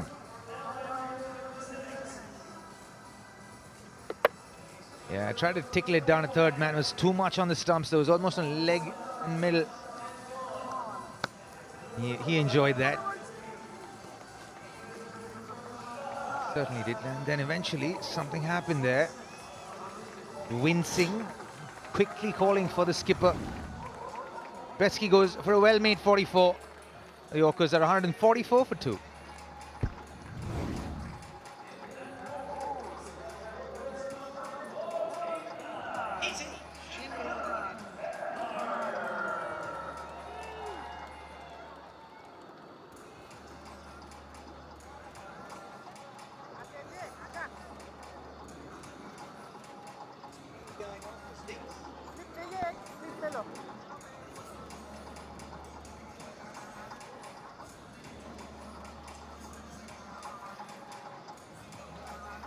No, I thought he was just hamming it up and being a bit cheeky, Hiram Pollard, but just tweaked his shoulder a little.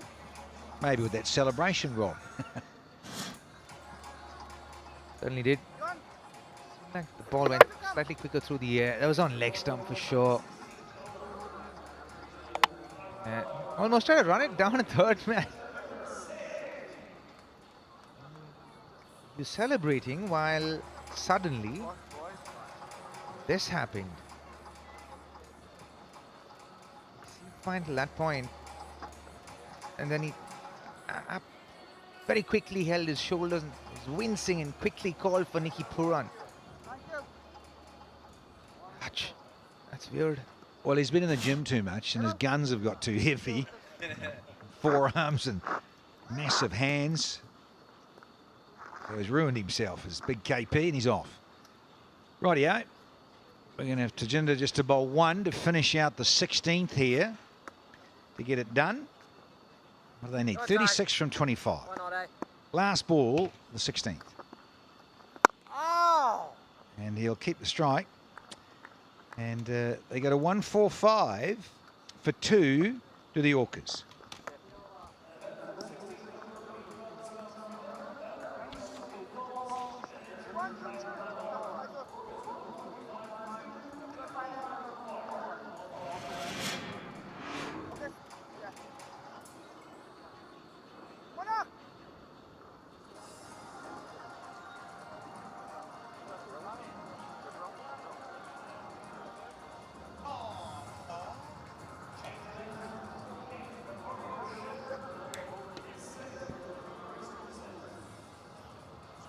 .35 required off the remaining 4 overs. The required rate is under 9, and you would imagine that everything is pointing in the chasing side's favour. Orcas sitting comfortably right now. 8 wickets in hand, of course, as well, and power to burn in the shape of Shimron Hetmeyer fresh to the crease.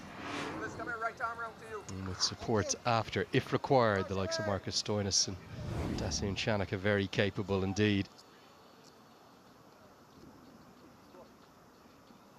Shepherd is having a great year with the ball, and he still has overs left. Can MI New York find a way to drag this out all the way to the 20th and final? Turn it into a real humdinger towards the end.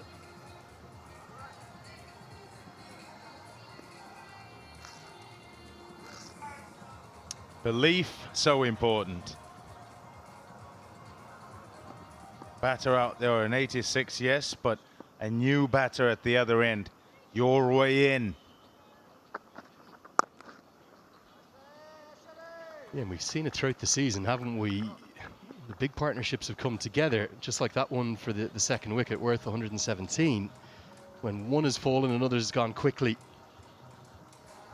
Definitely be Shepherd to bowl 2 of the last 4, you'd imagine. I wonder who bowls the other 2.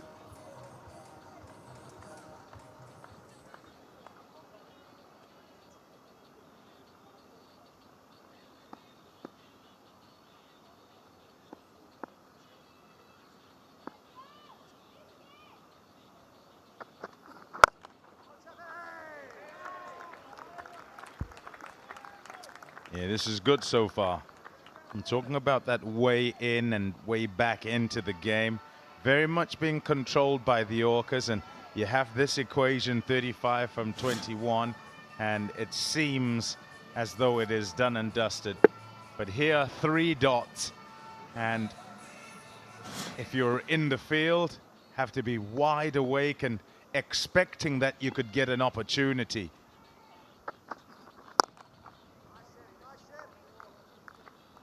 He's been so good this year, hasn't he, Romario Shepherd? Just wonder as to why he's probably not going to be used, and he can't be used for all 4 now, can he? Delayed bringing him into the attack, bowled 1 from the far end, and now he might bowl the final 2 from this, the racecourse end of the ground, the more difficult end to bowl.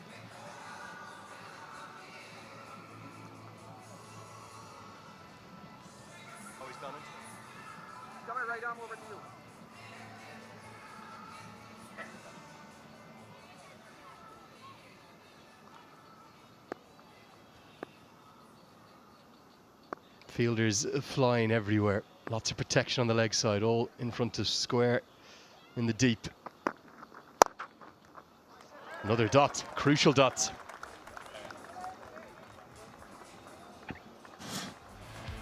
Now Marcus Stoinis might have work to do with the bat yet, but what about him with the ball earlier?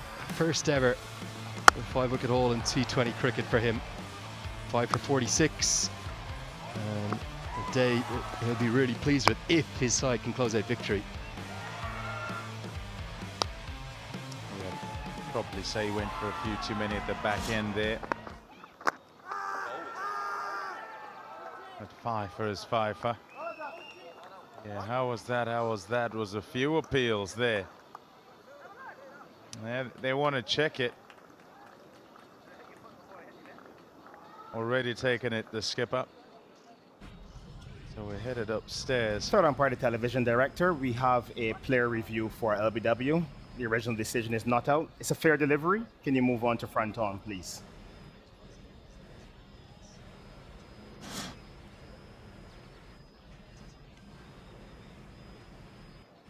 Front on coming up. Just take it back. Forward. Forward. Yes, there's a clear deflection from the inside edge. Clearly bat involved and ready to go back on field to Gregory. Gregory, you stay with your original not out decision. You are on screen, make your signal. Really good decision and vindicated that from Brathwaite. End of the 17th, 146 for 2. Now, good news there, Karen Pollard back on the field, and you just sense that MI New York, of all the sides, might be able to pull this out of the fire. Chase that was looking casual and very well controlled is now, well, not in trouble yet, but has a bit to do in the final 3 with 34 required off the final 18 deliveries.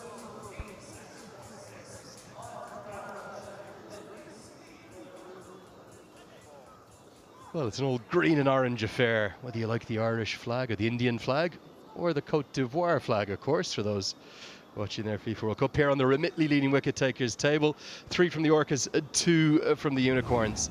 3 remain, 34 to win. Here's Agarkar. Fielder at long off. I think he's picked him out straight to Karen Pollard, who's just come back onto the field. And he drops almost nothing. Orcas getting themselves in a tangle. Yeah, Cognizant clutch catch at just the right time. It is clutch time.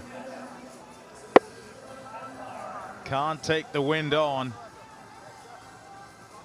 Should you try, more times than not, you're going to come second. And that's what's happened to Shimron Hetmeyer. Has gone for 2. Hawkers 146 for 3.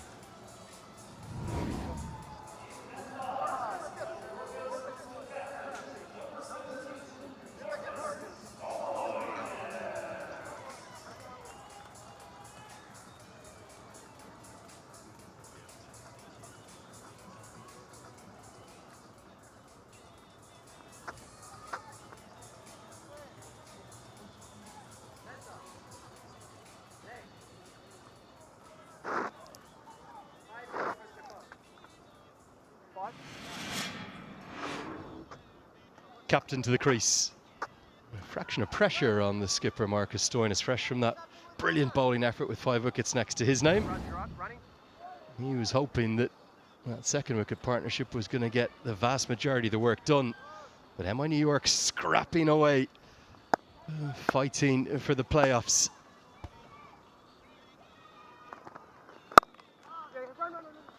And Agarkar has proved hard to get away today. Will take on the second after the little fumble from Pollard and get home. Yep, every run counts here. Got to try and turn the strike over. This is the wicket, but it's the result of a really good over before, where there's only 1 run. Romario Shepherd bowls that, and then instead of a clarity of thinking, there you have a good player like Hetmeyer, very experienced, trying to take on the elements. He's looking to take on the boundary, try and take on the wind as well.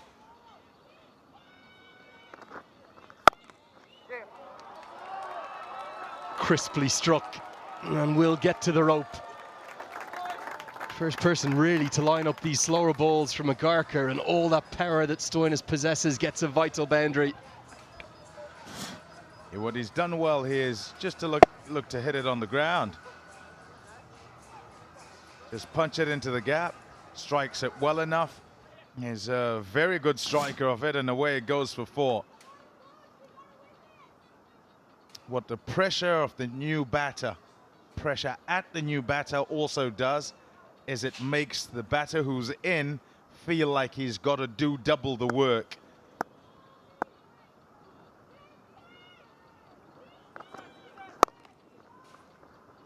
You can see the reaction from Caron Pollard as well, because he knew that that little fumble that gave away the second got Stoinis back on, and might have ended up costing more than just the single. Yeah, Seifert, 6 off 58. Look at those 2 wickets, what they've done. They've stalled the progress whilst they were looking like getting home at a canter. Now there's some work to be done, and it is critical that Stoinis gets going straight away. Put down Corey Anderson of all people, with all of his experience. Massive, massive moment in the game.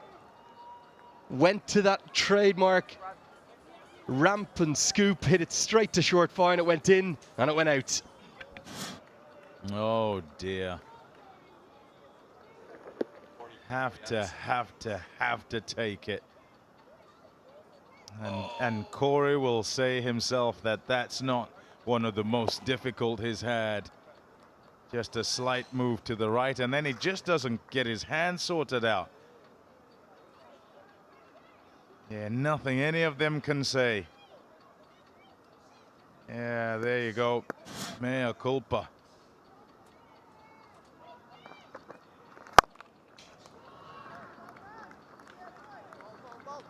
That will be the end of Rushil Agarkar. Bowled really nicely. 1 for 27 for him.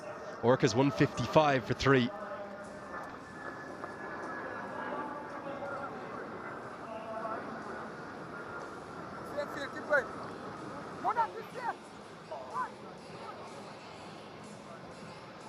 Continues his impressive performances in Cognizant MLC. Does young Rushil Agarkar.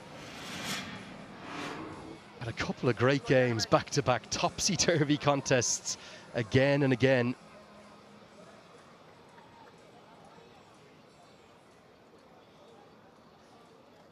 And whilst everything is pointed in the direction of the Orcas throughout the vast majority of this chase, MI New York are still in there fighting. And the last 5 overs have gone for just 40, including those 2 big wickets. And as you rightly said, Pommy, that 17th over from Romario Shepherd may be even more important, with just 1 run coming from it, remarkably. He'll now bowl the critical 19th. This is the crunch over, this one. And he cleans him up. A bit of fortune in it, because it's come off the back pad and crashed into middle stump. MI New York right in this contest. You've got to be somewhere in the ballpark to affect it somewhat. And this whole season, Romario Shepherd, when it comes to the ball, has been in really good areas, decent areas. Decides to go Yorker, probably missed a little bit there, but gets the luck and gets Stoinis. 4 down now, the Orcas, for 155.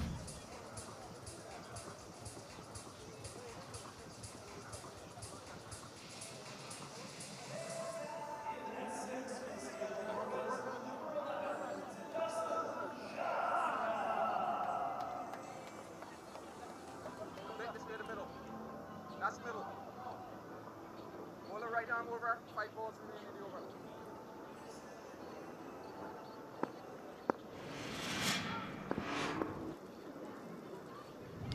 Dasun Chanaka. And get off the mark immediately, and probably the best result for the Orcas will get Seifert back on to strike on 87. Definite movement back into the right-hander. Oh, that's so lucky or unlucky, whichever way you want to look at it. But you take them at this time in the game. I mean, look at the Orcas. They've been the smiling ones all the way through the game, and now concerned, and rightly so. Romaria Shepherd is in fantastic here. Could hear the groan audibly from Tim Seifert, the frustration for not getting any more on that. This game hangs right in the balance now. Seen an incredible swing back towards MI New York. Yeah, a great example, actually, as the game goes in a showing that you have to finish the game off and sort of break the back of the chase a long time in advance. Because if you don't, what happens is the pressure can shift. So often, teams also, you watch teams that are chasing that look like they're way behind the game. And what happens is they take it as deep as possible, and then the pressure shifts towards the bowlers. This has happened the other way around, where they've looked like they're cruising and felt they've had it in control, and then bang, bang, hold on, what next? Very, very full. And just be 1 run to the total. Shepherd immaculate in this over. Big question though will be who's going to bowl the final. Got a sense that the big man for the big occasion, will it be Kieran Pollard? There's again that hint of movement back into the right-hander that he's getting. Strikes him outside the line of the off stump, so won't be given out LBW. No thoughts of a review either. Final ball of the 19th. Nails the Yorker again. And Shepherd's convinced it might be a wicket to go with it. He wants the review. He turns immediately to Poran, who says, yes, let's go up to the VTEX DRS.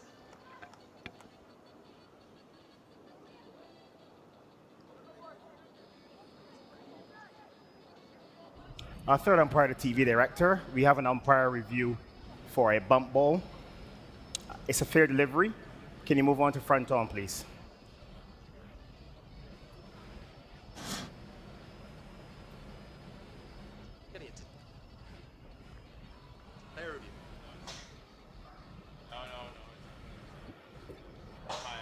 Okay, the ball is quite close to the inside edge. I'll need Ultra Edge to confirm if there's any bat involved.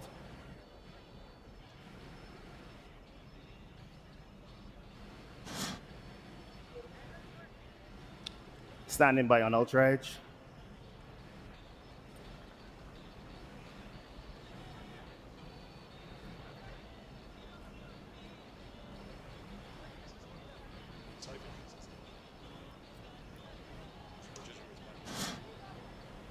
Here comes Ultra Edge.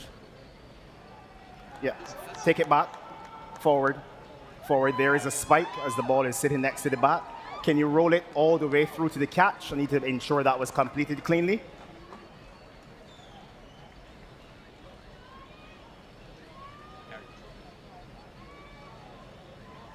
Thank you. Catch is taken cleanly. I'm satisfied and ready to make my decision for the big screen.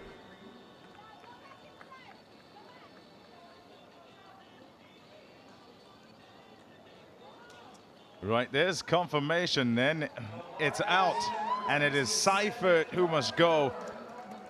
Umpire Brathwaite just checking if he had hit the ground, if it had hit his bat. It hit his bat, 88 from 61, a really good innings. He goes off with the Orcas well in trouble, 158 for 5.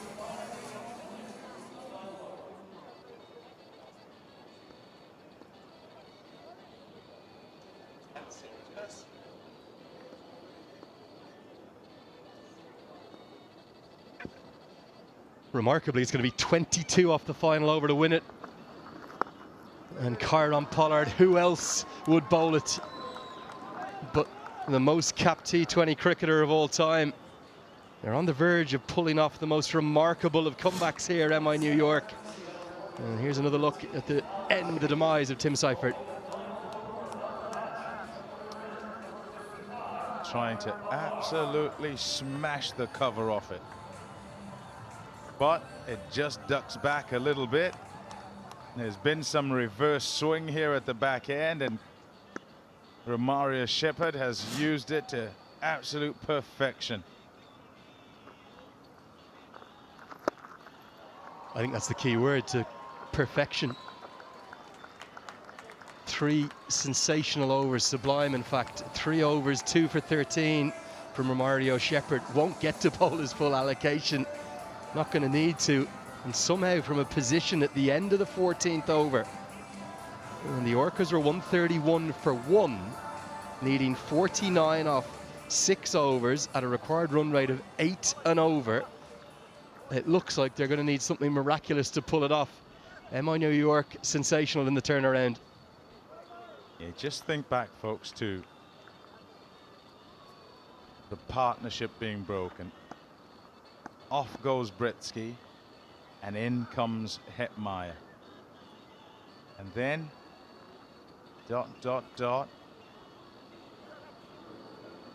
One ... I think. That's how it went, that over. And then all of a sudden, it's just a thinking, because of the one, he's now the new batter at the other end as well, and he's going to try and take it on, thinks, I can hit a 6 first ball. And he's hitting into the wind.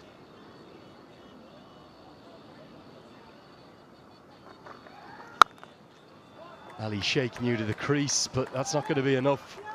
And as long as Kieran Pollard keeps his front foot behind the line and doesn't bowl any wides, MI New York, I can't quite believe I'm saying it to you, Pommy and Bang, we're going to turn this all around. You rightly called it in the 17th over, exceptional from Shepherd, 1 off. That was almost like a wicket maiden in many ways, and the Orcas can't quite believe what they're watching. Yeah, remember halfway I was saying that 10s, you could still put a foot wrong.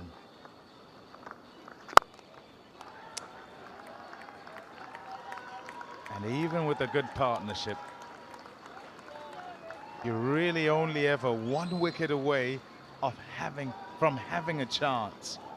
And so having taken the wicket, they needed to still have the belief that they could slowly chip away. And because the overs are all gone just about, it ceases to be slowly, but very quickly. Suddenly the rate's at 12, then it's at 15, and here we are needing 19 from 2 balls. This goes a long way up, but it's not going to be anywhere close to big enough. And who else but Tajinder Singh will take the catch? His remarkable turnaround in the first innings with that 66 off 27. Remember the run out to go with it. Now a catch as well. It's Tajinder Singh's day. It's MI New York's day. The Pollard plan continues. Absolutely no pace whatsoever. Now they do it every time. Frowns have turned to smiles, and smiles to frowns. Off goes Ali Sheikh. 161 for 6 now, with just 1 ball to go.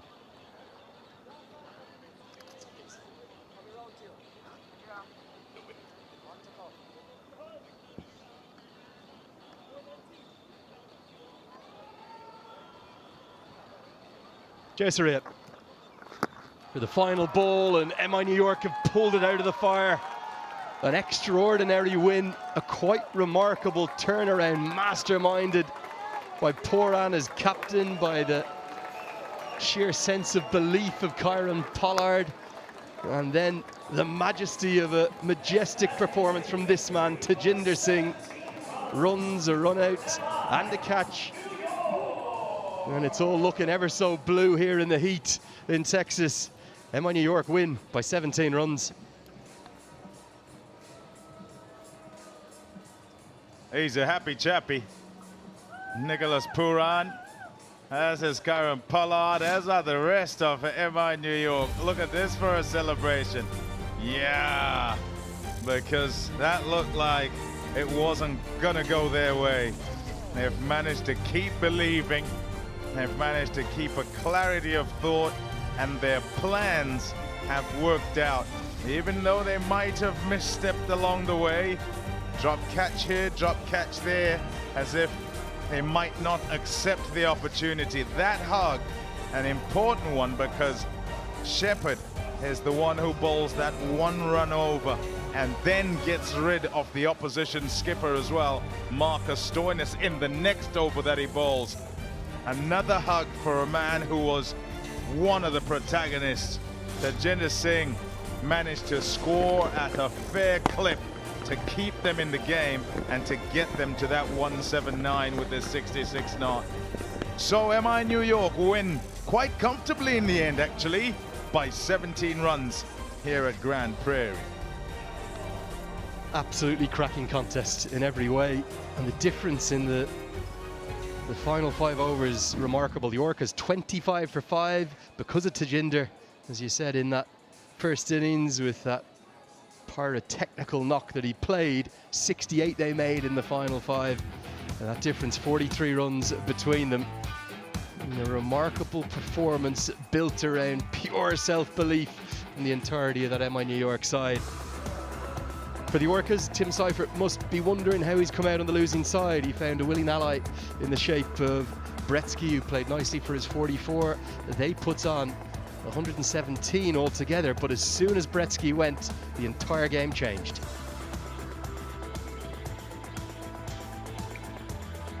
A look at the bowlers, and it is them who had to put up with trying to find answers against that partnership, and once they did, then they managed to barge through the slightly ajar door. Ugakar with 1 for 27, he continues to have a good season. Pollard with 2 for 9, where he's needed, he'll provide with bat and with ball, taking catches as well. But Shepherd, 2 for 13 from his 3, was fabulous. Head downstairs now to Nikhil Uttamchandani. Marcus, hard luck today. Difficult to be in this position. Let's reflect on the game in its entirety. What was the moment you felt that this game was lost? No, I think we were in that game right to the end. We were probably in the box seat when Saif and Matty were batting. Just shows how quick the game changes. I don't think we bowled smart enough towards the end. I don't think we took enough responsibility with the bat or whatever it was. Yeah, so it's pretty disappointing, that one. 43 to get in the last 5 with that partnership at the crease. What prevented you from winning this game? I think Sheppy bowled 2 really good overs that changed the game to the short end with the wind. Yeah, so I think it was a mixture of good bowling and poor batting. Where do you go from here? Oh, we'll win tomorrow and we're through. All right, thanks very much, Marcus. Thanks, cheers. Yeah, great to get the thoughts of Marcus Stoinis there. Looked a bit shell-shocked to me, to be honest. Didn't feel as though his side bowled well enough, possibly including himself in that a bit expensive at the end of the first innings, and then it was all about praise for Mario Shepherd, who changed the game. They didn't just win this match, MI New York, somehow they won it quite comfortably in the end.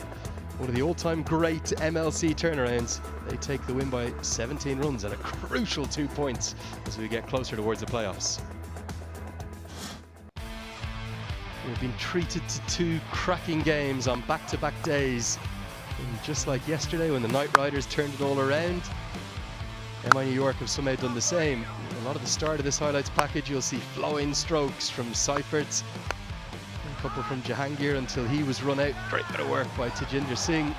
But then when Bretsky came to the crease, it was, well, an array